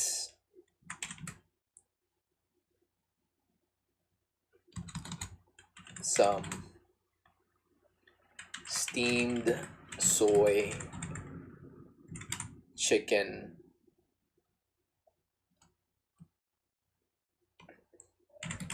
mushroom and rice, which is a new favorite dish for me. Okay, I might be biased here, but I feel like any rice dish you serve me is just a 10 out of 10 for me. And especially with Chinese dishes, I realize that I'm just a big fan of rice bowls and stuff. And Hong Kong has a lot of these rice dishes set up for me. I ate a lot of soy chicken and mushroom and rice throughout the entire trip. I also ate roast duck here as well when traveling around Hong Kong. What else was there? Yeah, it's just a lot of rice dishes, and as someone who also likes to eat a lot of rice, this is just heaven for me, I guess. um, it's also here that I ate some steamed soy chicken, mushroom, and rice, which is a favorite dish for me.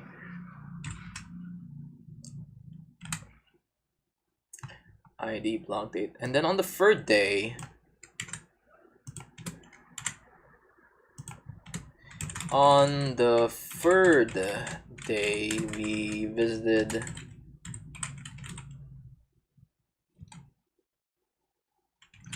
is it district? Is that the right word for it, or like a city corner?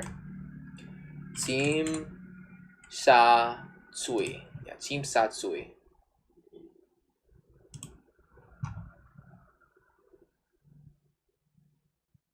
Yeah, it's a district. Okay.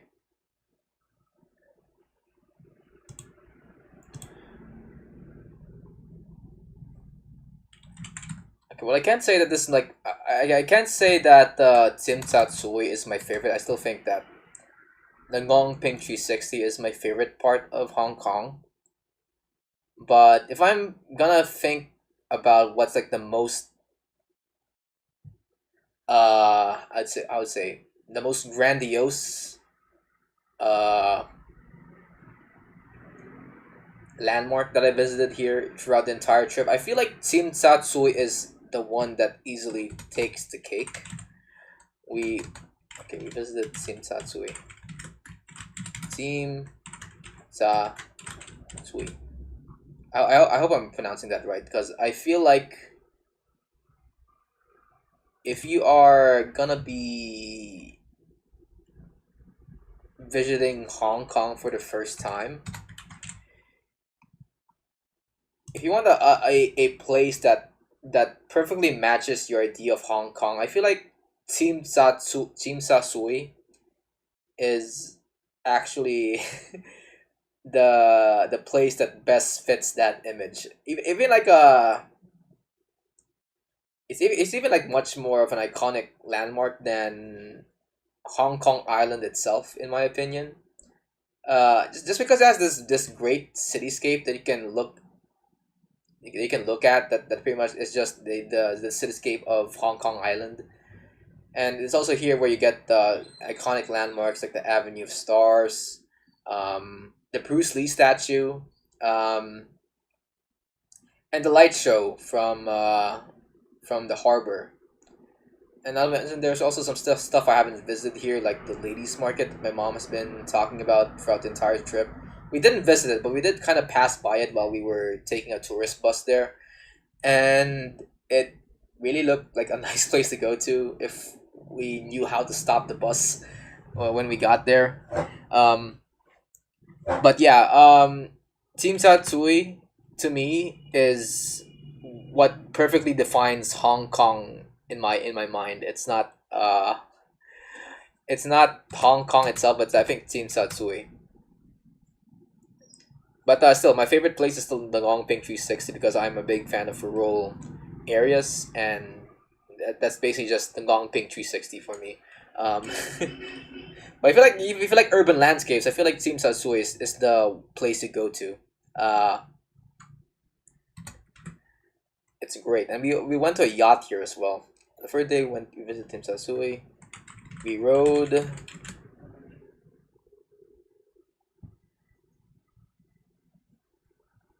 a bunch of ferries and yachts just to cross the water waters between Team Sha Tsui and Hong Kong itself. They're not, by the way, they're not far from each other. I think Team Satsui, the ferry ride from Team Satsui to Hong Kong is just like 10 minutes, I think. It's just that we were just going back and forth between Team Satsui and Hong Kong for some reason. And the reason why is because we were like trying to catch a bus that will only stop at the central harbor in Hong Kong and not in Team Satsui for some reason. But it is how it is. And the reason why we're going back to Team Satsui is because that's where all the good shit is happening, like the Bruce Lee statue. We also went to like a little this waffle shop there. There was a stall selling these special waffles that are being served wrapped, and it within the wrap is this scoop of ice cream with some chocolate drizzle inside of it. It's pretty delicious, I must say. Um, Pretty high quality food. Hong Kong doesn't miss when it comes to their cuisines. um, Wait, seems to sweet Hong Kong itself.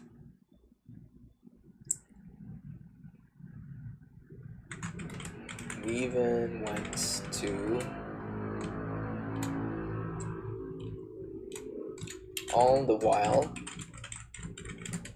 we visited the Avenue of Stars,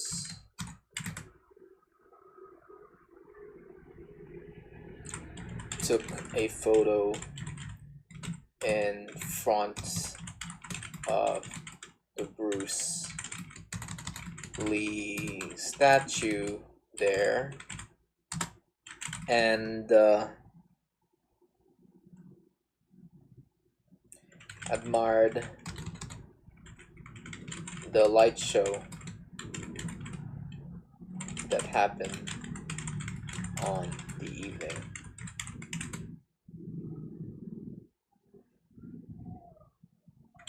After eating this delicious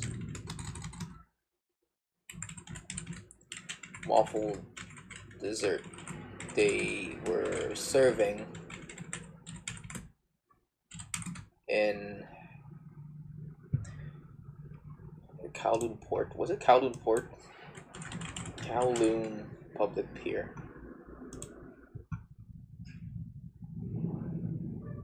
Yeah, this is it. We definitely went to here. Yeah, this one. The iconic clock tower. Oh my god, that's also something we've also visited. But yeah, we went to the Kowloon Public Pier in Kowloon Public Pier. We took a tour bus around Hong Kong, and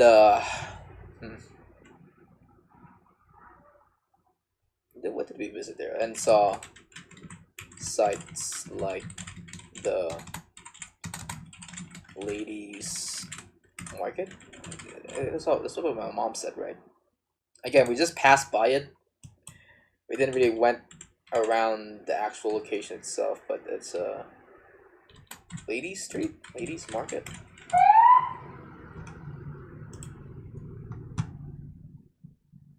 Okay, ladies market. Yep, there we go. There we go. Like the ladies market.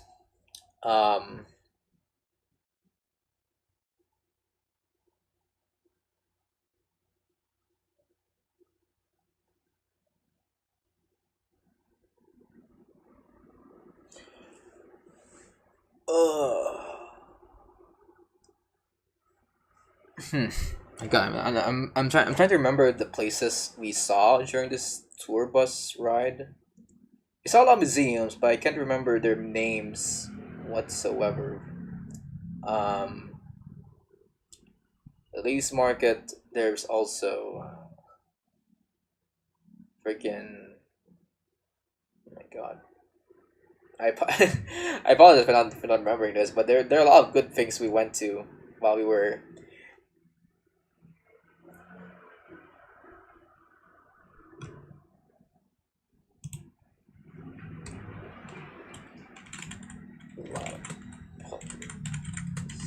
Spaces that may catch my eye, like the ladies market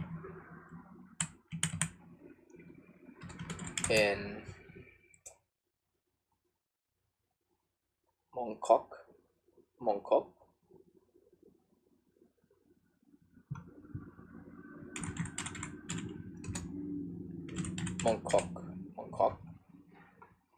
How you spell it?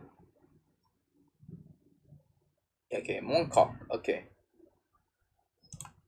He's working in Hong Kong.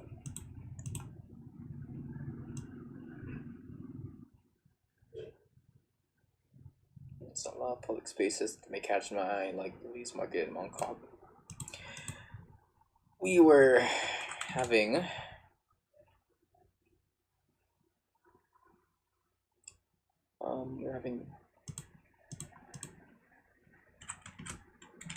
having a good time, but I realized that it is almost closing hours for the MTR line, and we need the train to bring us back to our hotel.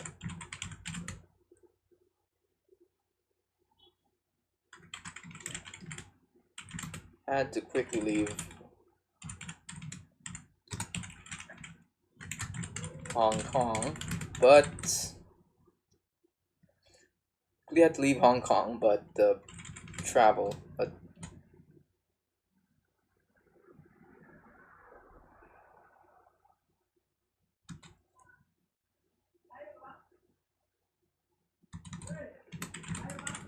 they, and we are lucky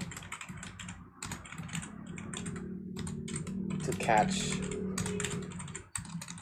the last train home. Okay.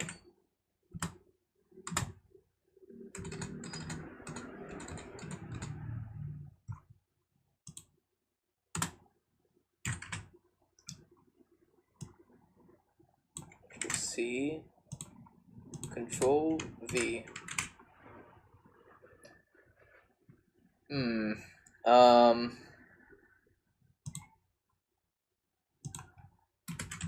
On our final day before departure, we had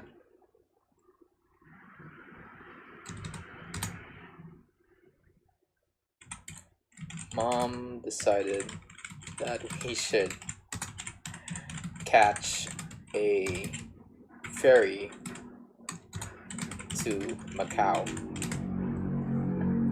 I guess throughout the entirety of this, of me writing this article or this blog post, I haven't mentioned the fact that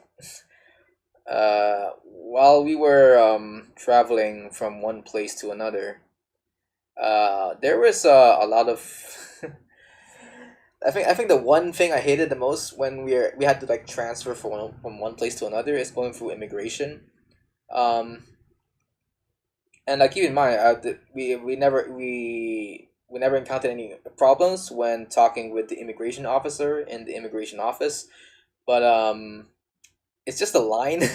It's just a line to get through immigration that just kind of brings down the mood most of the time, because you got a lot of these foreigners visiting the country for the holidays, and whenever you see a long line to immigration, it just pretty much just kills the momentum you have when visiting a iconic landmark just a few hours before, you know. Um, so yeah, I guess that's the one thing I don't like about traveling. Freaking immigration. There needs to be like a way for people to just, I don't know, like like get through immigration faster. Although I do understand why they might have to do it. Just think about all the history that America has with some intruders in their country. But you know, it doesn't change the fact that it's still a hassle for most people. I found the day before departure, and my mom decided that we should catch a ferry to Macau. Um, we rode a bus and saw more iconic spots like the Macau Tower. The I keep forgetting the name of the place. Hold on, I have a brochure here. We visited a lot of stuff in Macau, and I think there were a lot of statues there as well. I think. Let me see.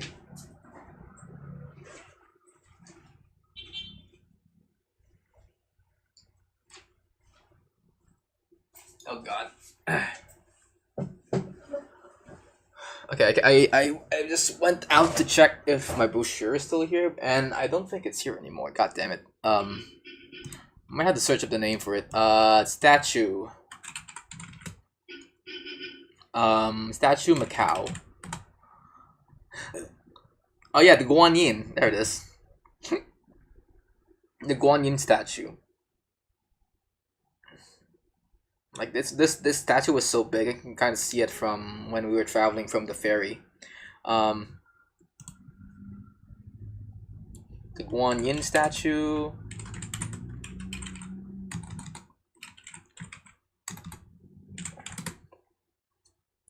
The Macau Tower, the Guanyin statue. Um,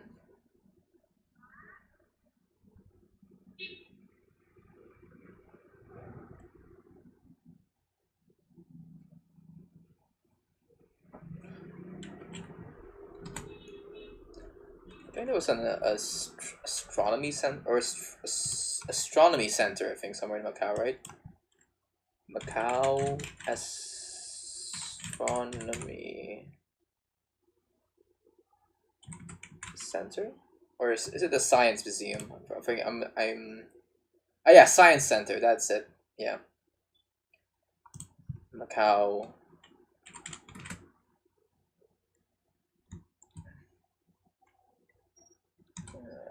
Their science center.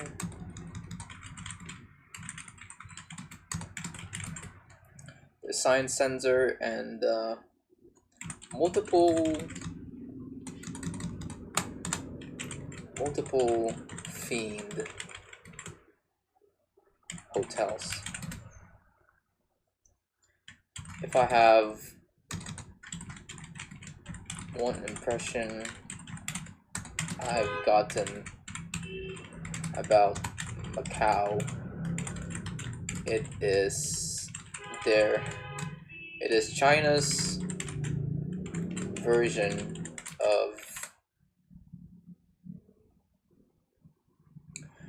of Las Vegas in a way.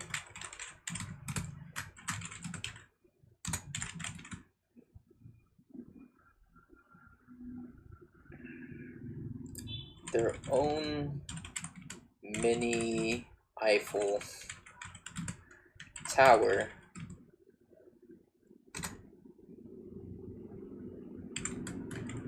Roman Colosseum and Big Ben while I was visiting the place. Oh god, what's this? I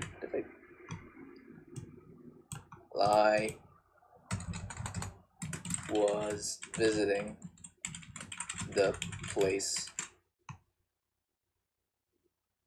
No, that's not this one.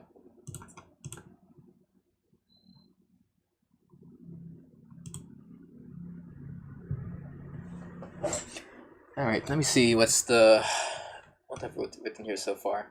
For the first time, I went out the country on a Christmas break to go and visit Hong Kong and Macau. We went and visited a culture I've never seen before, and even if me and my family had the worst of culture shocks, I must say that the region is one of the most marvelous places I've ever visited. First time I landed at the HKIA, I was greeted with a cleaner and more high-tech environment compared to the international airport of my homeland. When we got to the arrival gate, the entire family was hungry, so we started looking for a restaurant at the airport. We saw a huge McDonald's sign and thought it was a real chain. Turns out it was just a large prop set for anyone who wants to take a picture of a classic 1990s Hong Kong McDonald's. Not only was that a funny and great first impression of Hong Kong, but it's also a sign that I may probably have to learn the new customs and traditions here in this country. Our first obstacle was trying to navigate via their public transport. It isn't bad or anything, all bus stops and routes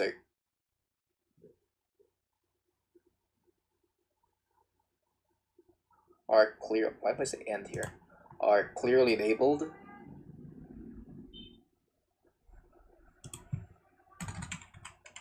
There we go. Are clearly labeled with signs, and they use electronic cards to make payment much easier for us. The only problem is that we are so used to the weird jeepney system here in the Philippines that finding a much more efficient way of transport is such a hassle when we have the habits you get when traveling in a third world country.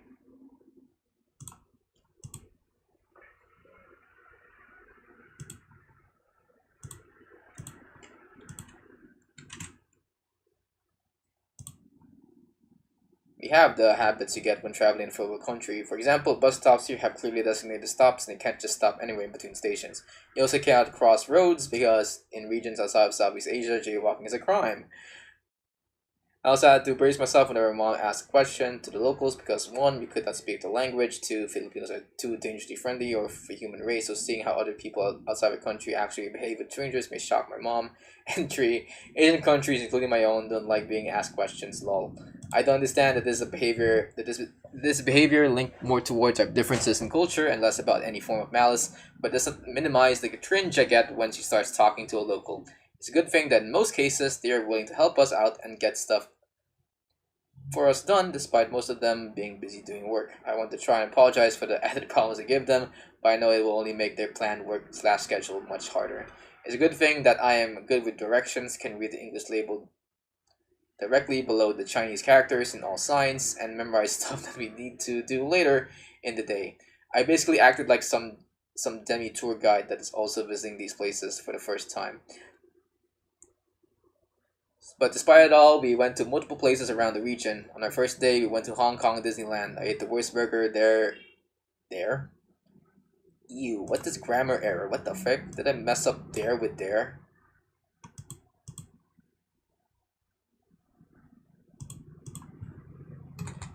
There. Sorry guys, my English grammar teacher within me is telling me to do something about that. Alright. Ate the workers burger there in Spaceland. Why was the bread red? And saw a cool parade and drone show there. Not much to see here that you can't see when opening Disney Plus. What even is that? Is that Plus?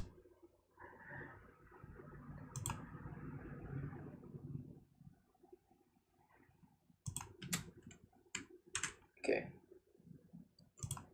Disney Plus, but it only gets up from here. Goes up from here. On the second day, we went to the Nongping 360, a cable car ride that took us to a Buddhist temple with a big Buddha statue. We met a lot of South Asians here as well that were just as friendly and accommodating as the locals. And we also looked at the grand set piece here in this landmark. A big Buddha statue sitting on top of a mountain. It is the most iconic, the most majestic sights I've ever seen, especially when looking at it from the view of the cable car. It might be my favorite place in the entire trip, and I was willing to visit this place one more time if we had hours to spare. Then on the afternoon, we headed to Hong Kong Island and rode the tram car up this steep hill, which gives us a good view of Hong Kong's cityscape. This is where I was first exposed to Hong Kong's many shops and businesses, which had very tempting products to buy from. It was also here that I ate some steamed soy chicken, mushroom, and rice, which is my new favorite dish for me. On the third day, we visited Tsim Sha Tsui.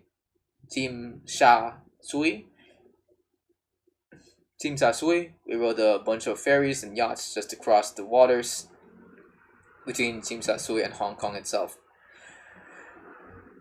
All the while, we visited the Avenue of Stars, took a photo in front of the Bruce Lee statue there, and admired the light show that happened in the evening. After eating this delicious waffle dessert they were serving in the Kowloon Public Pier, we took a tour bus around Hong Kong and saw a lot of public spaces that may catch my eye, like the Ladies Market in Mong Kok.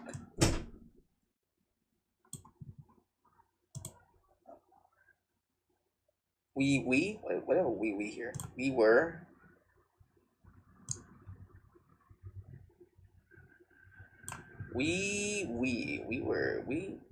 what the frick?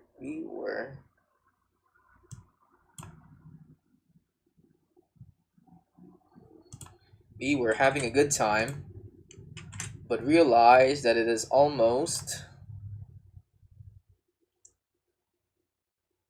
what? Almost what?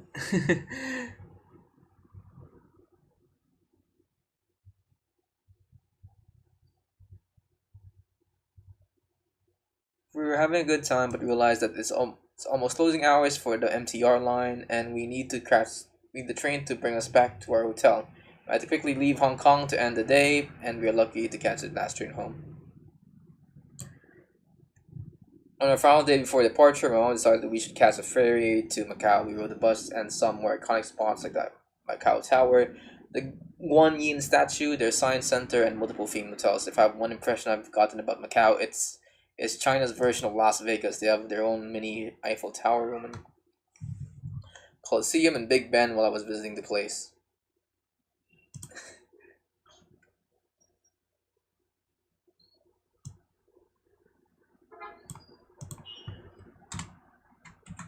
It is also, I guess I'll just put joke here. It's also the one place where jaywalking is allowed. Let's go.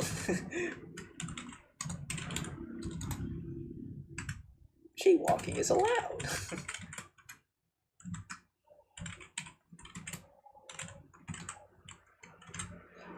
Let's go.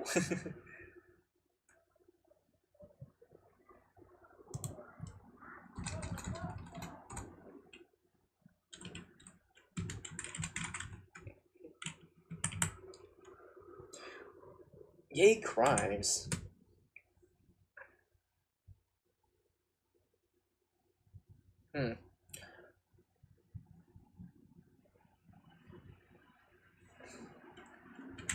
And for our trip home, we rode a bus that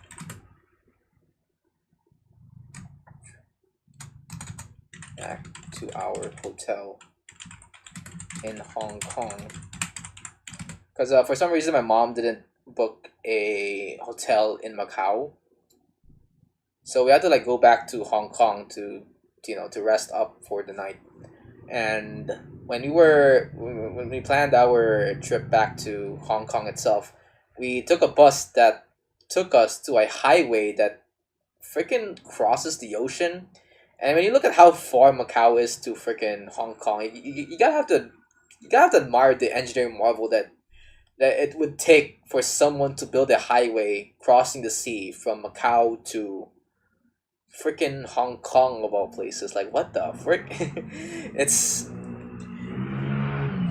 I guess another thing to summarize my whole impressions of Macau and Hong Kong is that there are a lot of stuff that makes you wonder how the engineers were able to like construct things there, like bridges, buildings, mega structures that don't you don't realize can be actually built by some humans. um I see a lot of bridges there. I'm just noticing that I've seen so many bridges in Hong Kong and Macau that for some reason crosses multiple miles on top of very windy seas. And I had to like stop and admire. I'd give like and applaud like the people behind these city planners and stuff. It's so great. It's a great country. It's I don't know why people like look down upon. I know there are some people that look down upon Chinese culture and say that yo, made in China, that's all just low quality stuff. But then I look at it, I visit freaking Hong Kong and Macau, and it's like, dude, these are like so grand. They're so big. They're so high quality. They have the technology is just so great. It's why do people still believe that China is like a is some kind of third world country? It's not a third world country. It's a country that's really well developed. It's also the reason why they have this whole Belt and Road Initiative right now. Like they're progressing so much as a country that for some reason they they still extend a hand to some people out there that may be willing to that may need their help in a way. um so yeah, China is pretty good. A pretty efficient country at least. Although I don't know what to say about their oh, oh sorry. Although I don't know what to say about their I don't know what to say about the government, but their culture around their country is just top tier, I'd say. Um, all right, Big Ben was in place. Back to Hong Kong, we took a highway that crossed the freaking sea. I just had to admire the people who has the audacity to even build something. See, build something this wide in the middle of freaking sea.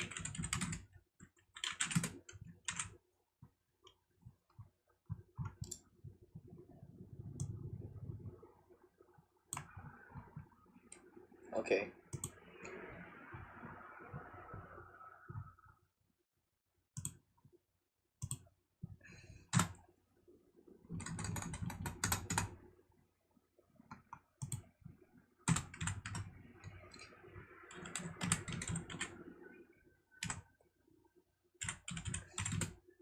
Blog underscore date. All right. Okay, so I guess we're gonna be wrapping this whole blog post now.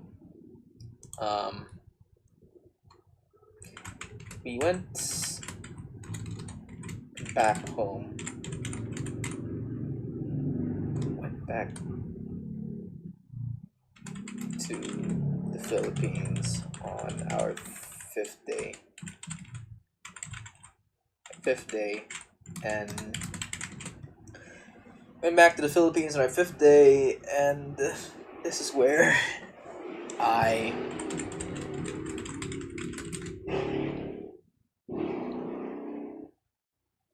wrap up my thoughts about the trip. I don't want this to be people to think this is just mindless glazing of China, because despite its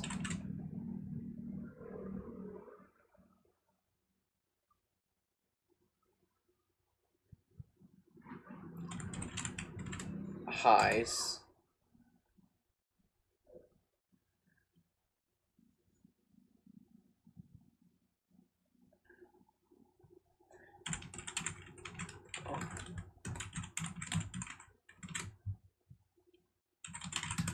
I went back to the Philippines on my fifth day, and this is where I wrap up my thoughts about the trip. Well, I don't want people to think that this is just mindless glazing in China, because despite its highs, there are some lows that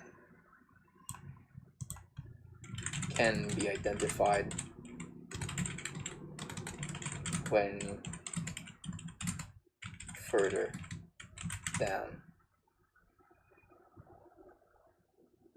their history. Yeah. So yeah, I don't want this to just be like just me glazing China here, because if I were to how do I say this? If I were to do that, I'll just be making like a propaganda hit piece here in this blog. Of course, I think even like the Chinese can even agree that they also suffer from problems around their government. Like I know that they have a housing crisis there somewhere, as well as a work culture that is, well, um, I guess much more hardworking compared to those in the West. Um, but I think so far, when it comes to like their tourism spots there in China, they're really good. I must say. Um, although I must stress what I mean by good here. When I say good, I mean if you want to go to a place that has a good urban lifestyle with lots of attractions that may make you wanna think about the engineering behind these the things they build there. That is basically just Hong Kong and Macau, in my opinion. Of course, there will be some tourists out there that may want something a little bit more, I guess, rural, or you want to go to a tropical paradise like the Philippines, wherein in in most cases, in some cases, I think there are some things that the Philippines kind of have a leg against when it comes to their tourism. Like for example, we kind of have a lot of good beaches here in the Philippines, as well as I mean I can't stress enough how friendly I guess us Filipinos are in this country. Um, but of course we have to treat that with the fact that, oh, we have a freaking we have laws and regulations here that may get people squinting their eye. And I guess the same goes for China as well, but especially in the Philippines, I feel like it's a much worse situation here. Um, and there's also, I guess, a lot of environmental concerns right now in the Philippines, like the fact that we are suffering from a lot of ghosted flood control projects that I don't want to get into here because I'm not the expert to be talking about these types of things, but they're basically there in mainstream news right now around this country. Um, but I can't say that that neither that Hong Kong and Macau is a good or bad tourist spot. It's just it just pretty much because it pretty much just nails the style that it wants to go for, which is an urban lifestyle hub for foreigners, and does that and executes it with the most uh in a good way. I must say it executes the idea of visiting a urban ground of shops and districts to a in the best ways possible. I must say, um, and some people would like that. Some people may not. It's definitely a good place to visit when you're out in the holidays, especially Christmas, when you wanna visit somewhere that's cold and has a little bit of that urban that cityscape that you want to go to whenever you I don't know go down for the holidays. But if you're like going there for like summer, it definitely does have the vibes of a summer paradise or something like that. Um, Although unless you really want to go to a place that's cold in the summer, but it's just a matter of taste. Again, this is my opinion, I must say. But I think it's just a matter of what you want to look for in a tourist hotspot. If you wanna if you want to go to a city, Hong Kong is just that place for some people. If you want to go to a place where you want to shop and go around walking and see all the nice public transport around their streets, that's definitely Hong Kong to a T. Um, but it is definitely not like I mean, I guess unless you go to like Nongping, I think Nongping has that gives me the vibes that I kind of want to I want in a tourist hotspot, which is uh a rural place that tells you a lot about their history and culture. That to me was Nongping, in my opinion. Uh, and yeah, that's I guess that's my opinions of China.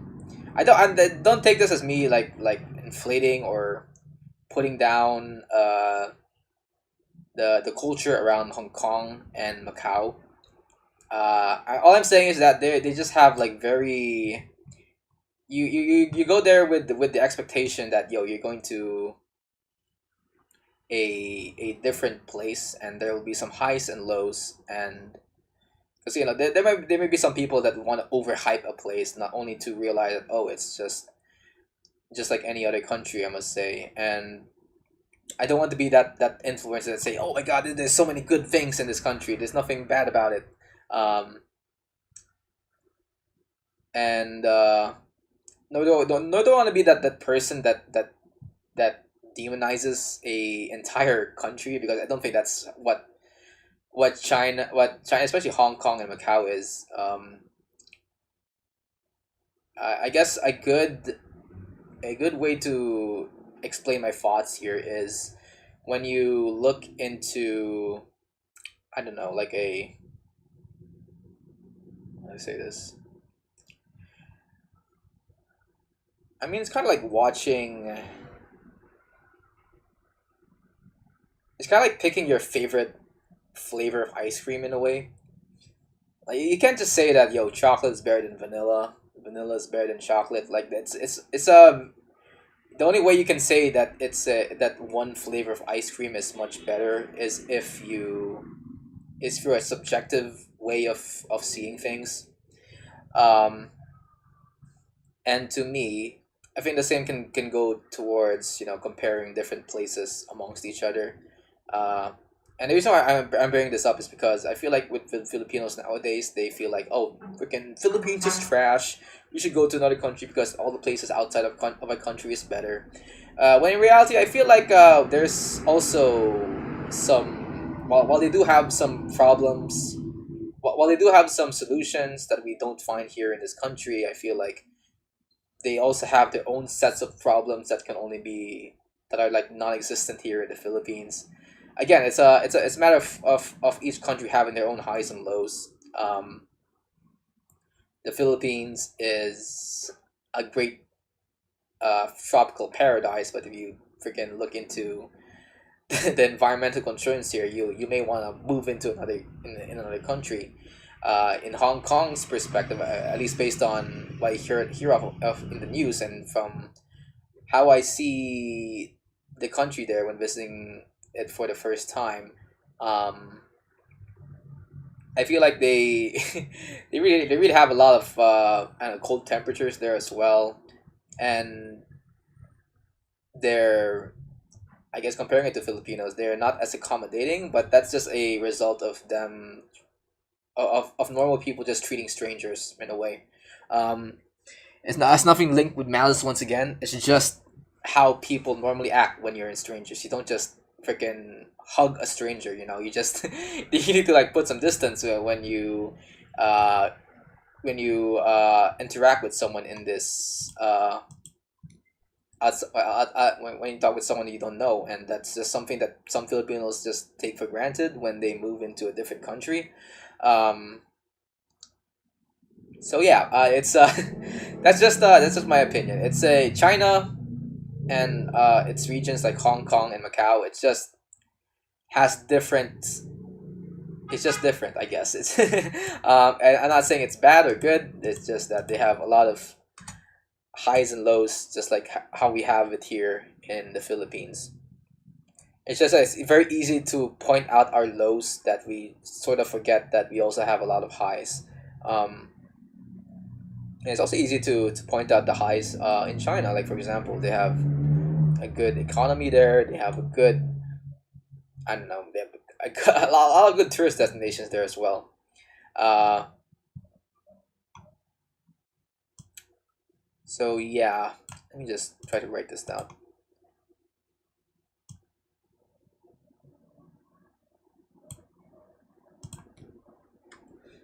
Hmm, Down the history.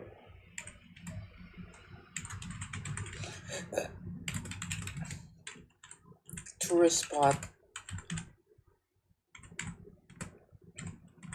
definitely nailed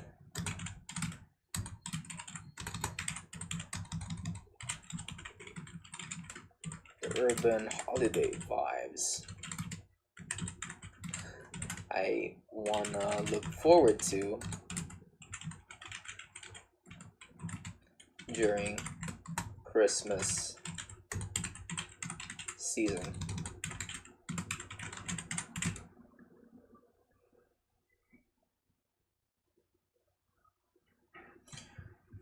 I'm back to the Philippines on my fifth day, and this is where I wrap up my thoughts about the trip. I don't want people to think that this is just mindless lazing with China because despite its highs, there are some lows that can be identified when you look further down their history.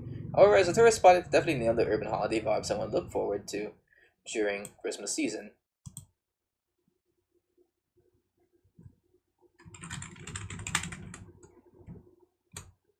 The locals are accommodating and are really good at their job.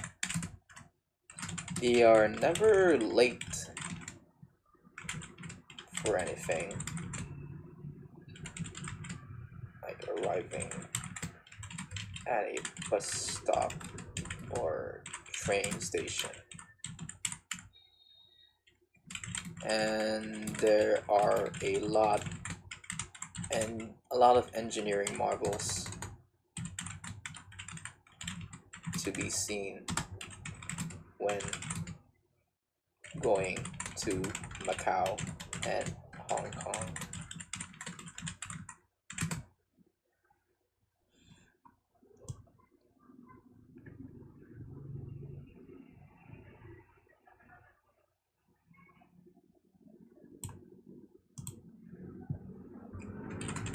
Those wishing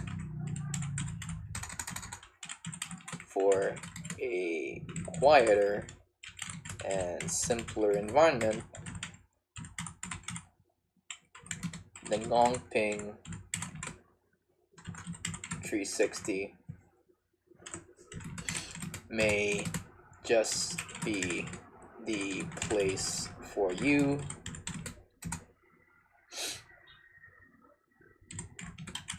There are also other spots in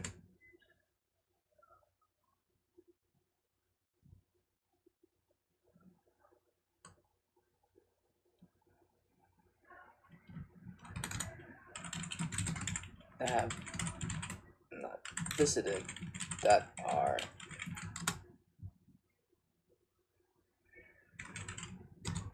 densely packed forests.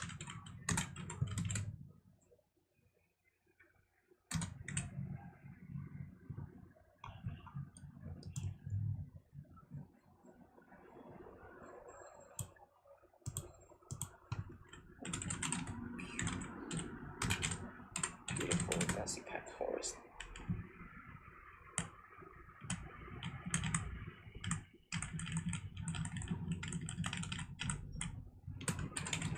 Anything that got me sour is that 5 days, maybe too long for of a vacation trip.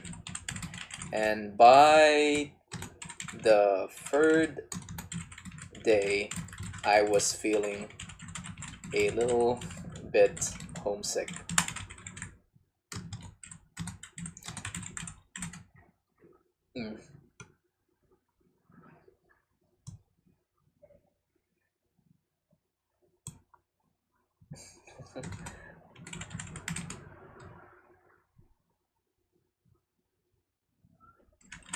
Thankfully, we arrived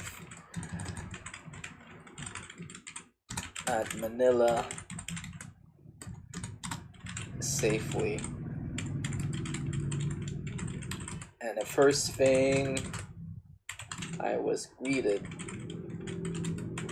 was the hot scorching heat.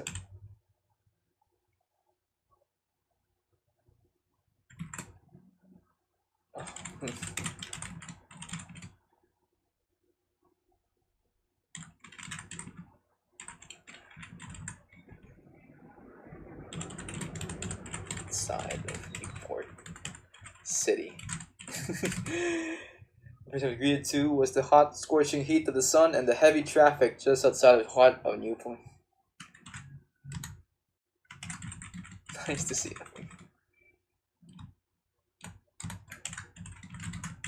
How I missed this, lol. Okay, I think that's it for my blog post. So I read the last paragraph to you guys one more time? I don't know. Okay, so here's my final thoughts, or my final paragraph here.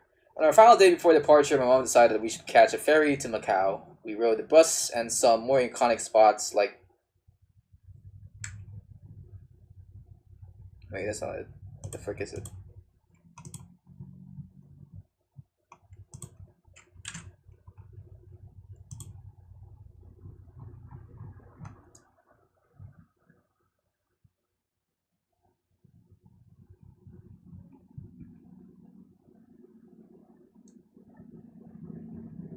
Huh?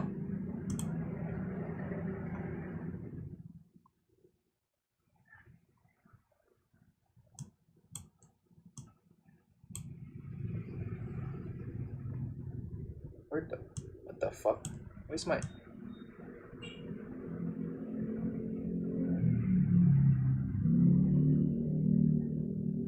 Oh, wait, did I...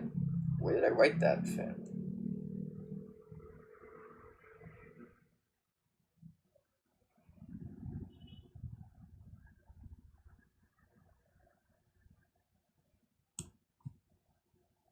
Oh, here.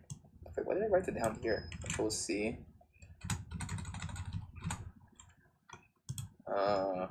This one. There we go. I wrote the paragraph in the middle of the post here for some reason. Alright, we went back to the Philippines on my 5th day, and this is where I wrap up my thoughts about the trip. I don't want people to think that this is just mindless glazing of China, because despite its highs, there are some lows that can be identified when you look further down the history. However, as a tourist spot, it definitely nailed the urban holiday vibes I want to look forward to during Christmas season. Locals are accommodating and are really good at their job. They are never late for anything, like arriving at the bus stop or train station, and there are a lot of engineering marvels that to be seen when going to Macau and Hong Kong. Those wishing for a quieter... Oh, what the frick? For quieter...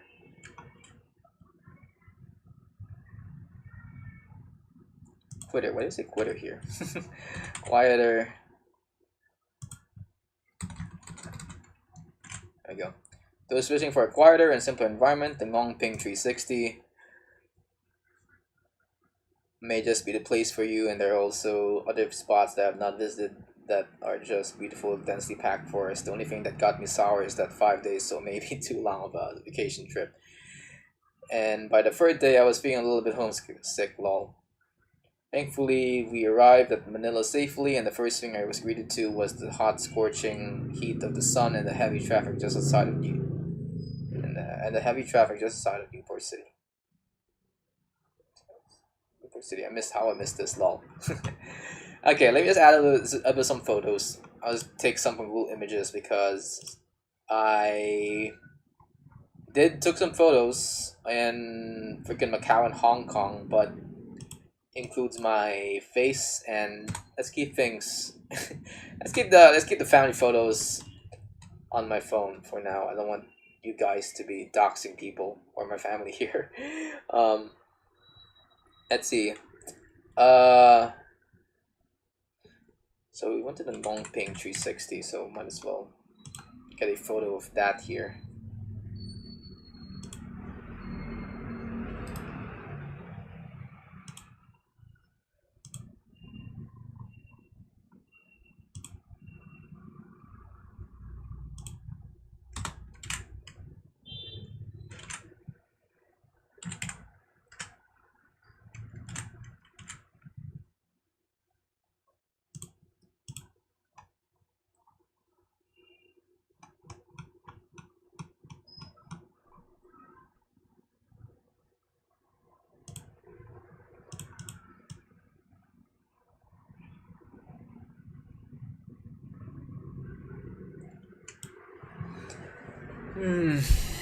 Okay.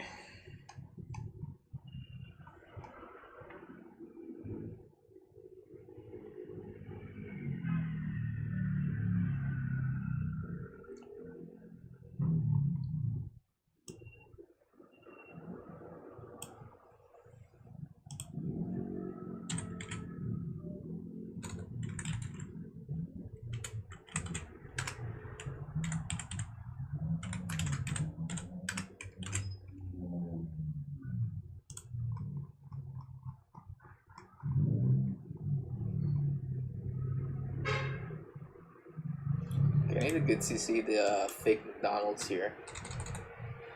Fake McDonald's HKIA. Where is it? That's not it. That's not. Wait, that's this one. Where is that? Ah, this one.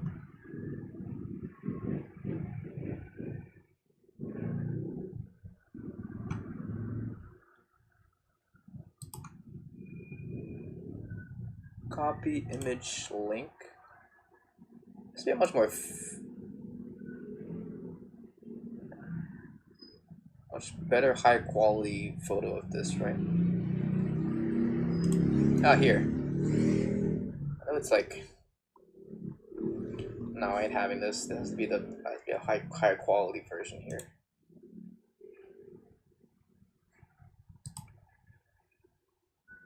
Copy image link.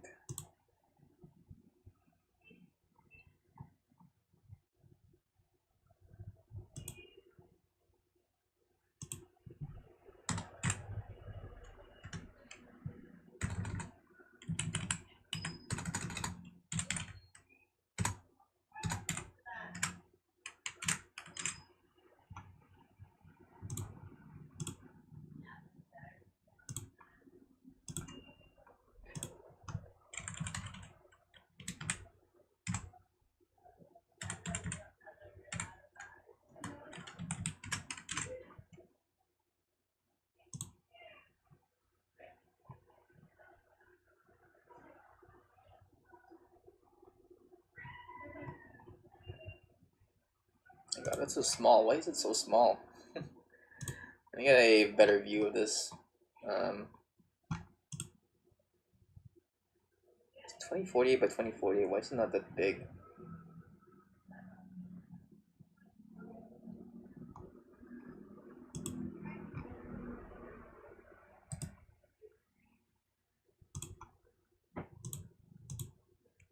Okay, let's go down here.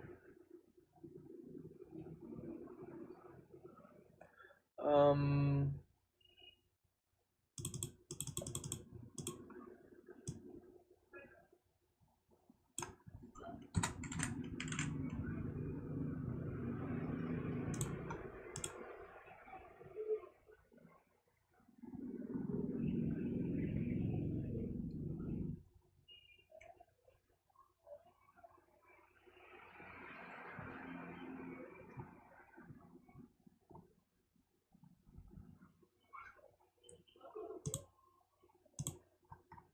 okay, now let's talk about Hong Kong public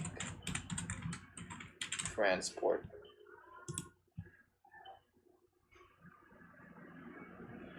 Oh wow.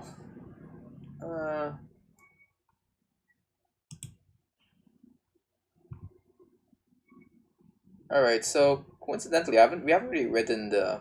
Actually, wait. We actually have rode these double decker buses, but I don't think we've ever rode these trolleys around the area. Um, I did see them, but we never knew how to get on them legally. um, let's see. I can make a good photo of. I guess this is like a good photo of what it feels like to go to Hong Kong, or a good idea of what Hong Kong's public transport is like. Copy image link.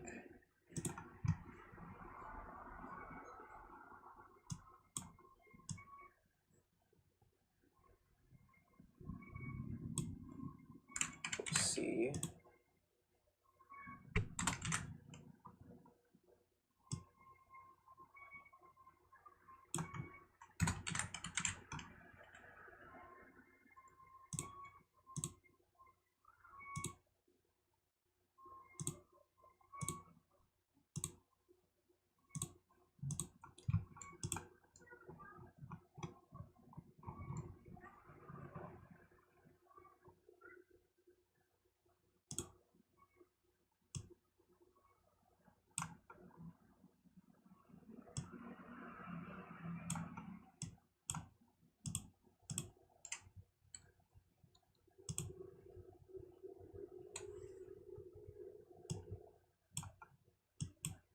Ah, shoot, my freaking. God damn it. Thing here is being seen. Okay, there we go.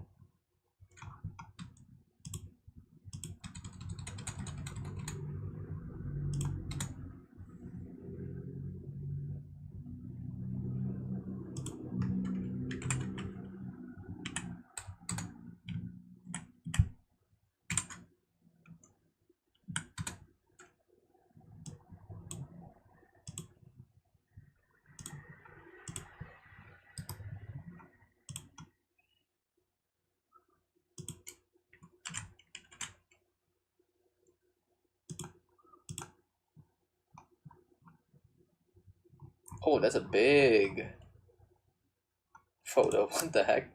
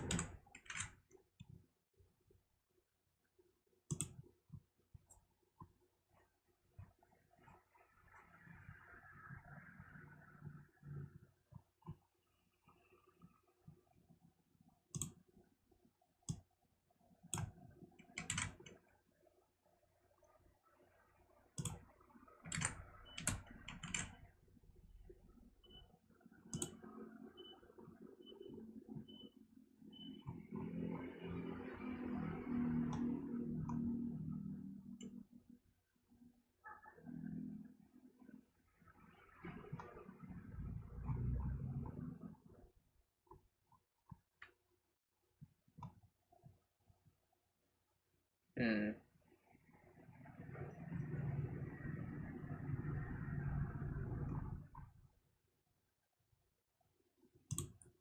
Also try to include the width here as well. I like the fact that it's like covering the entirety of the.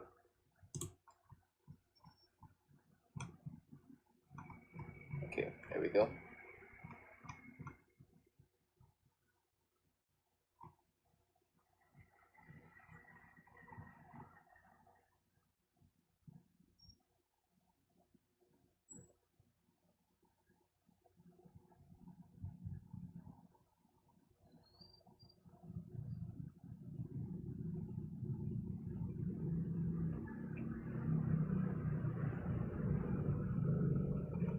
Okay, I need to search up the Kowloon Pier.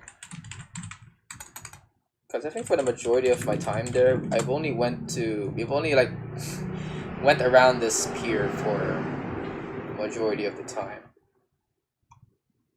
I could take a picture of this, but the skyline is much more iconic compared to. I guess this looks good. Although I kind of want a shot of the clock tower. And this one's good. Save image as the image link.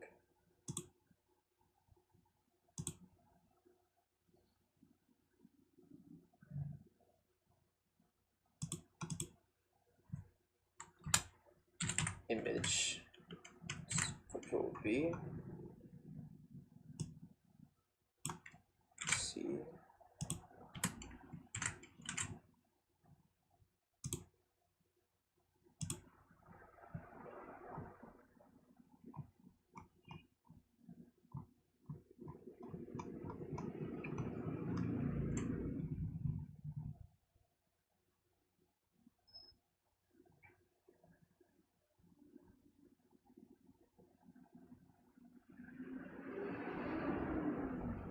Okay, and for Macau,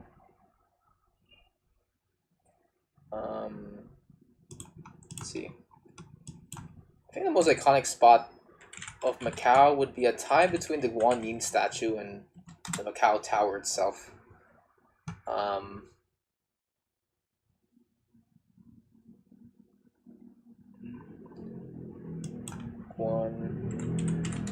Yin statue. Oh, not T. Statue. Statue. Statue. No, statue.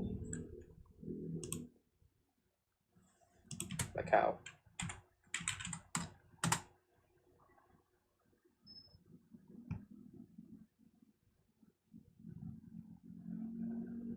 No, these like I know there's a good view of Macau Tower from this port.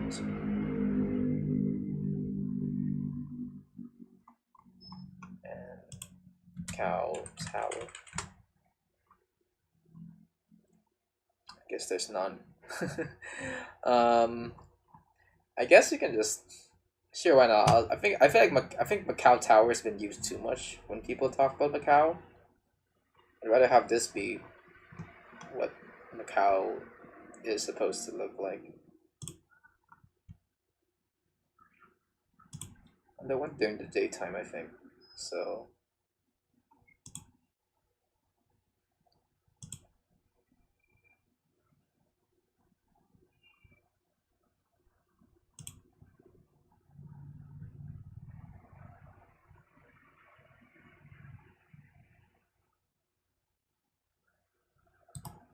yeah, okay. Copy image link.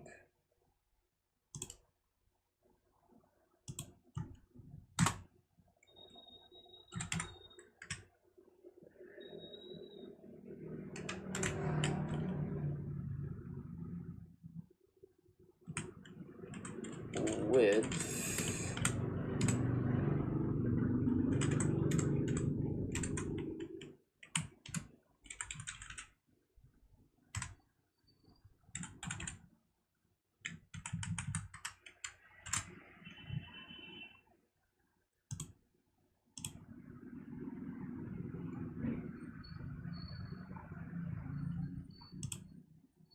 Ew, that sucks. It's so compressed. Oh my god. Never. Are there really no good good views of Macau here? Good photos of the Guan Yin statue? Huh. Dream Shine. No. Oh, this is good. Sure, I'll just get this then. Copy image link. Oh, sorry, it's a Kun Lam statue, is it? What it called? I apologize to anyone who's from Macau if I'm like forgetting the names of your iconic landmarks. But here we go. That's good.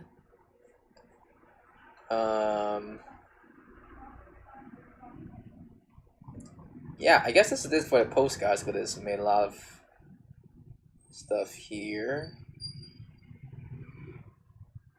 Can I change the font size of my openers here?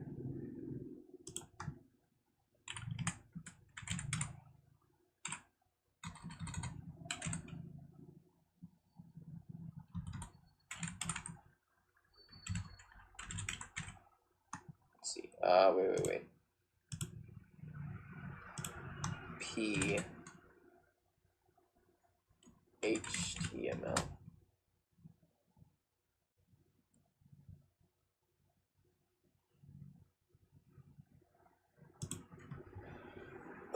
Okay.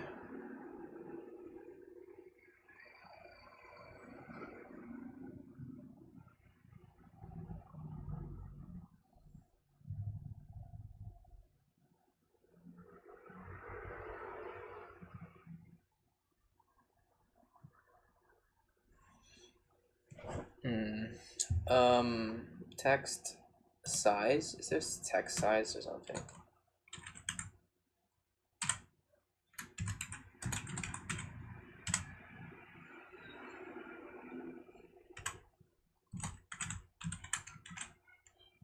Does that work? Let's see. Nope.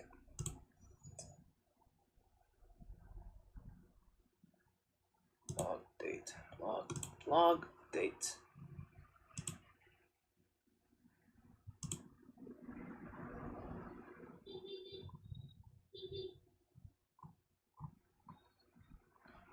Okay, I needed to figure out how to change font size.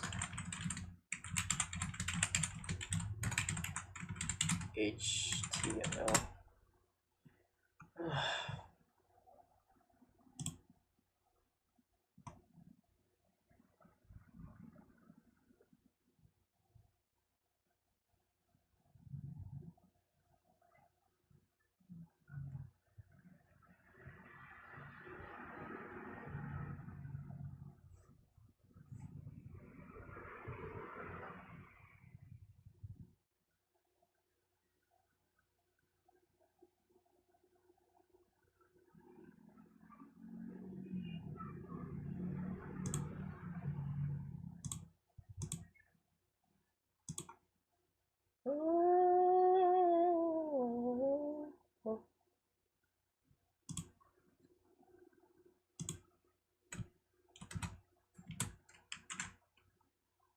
Okay. Nope, that didn't change anything.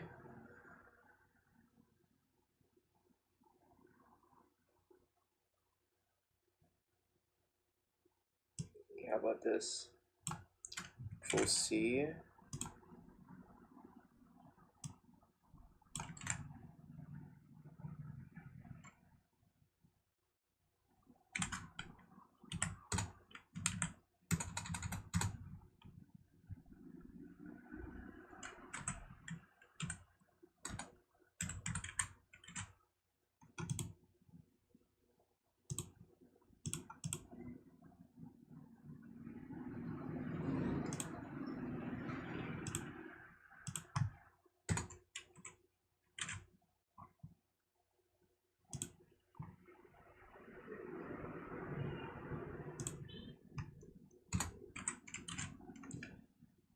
Okay.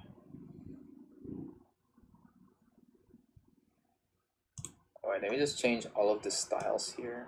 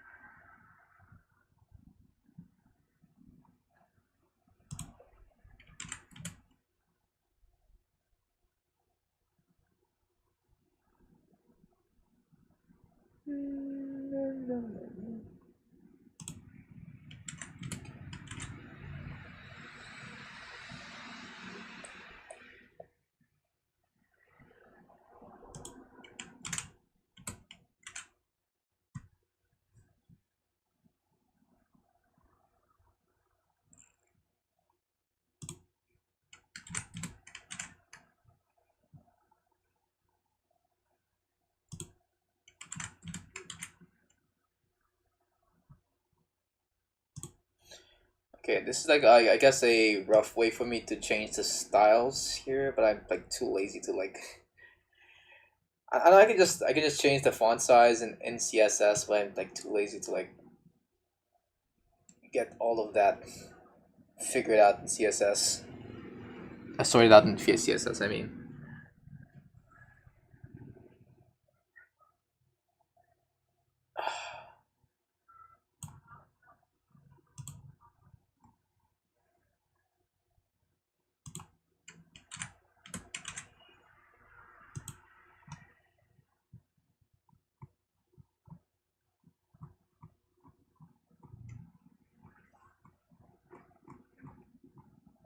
All right.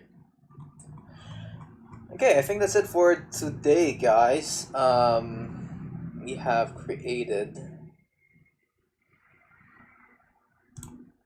an entire freaking blog post here on my site with photos and shit. I've also changed up a little bit of the CSS of my fonts. So now it feels like it is in Comic Sans. But yeah, that's gonna be it, guys. I think.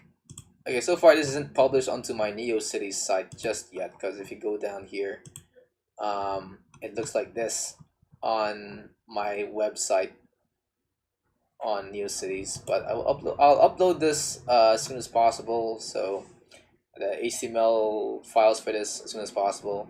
So with that being said, thank you guys so much for watching. If you like what you see, be sure to like and subscribe, and go read a book.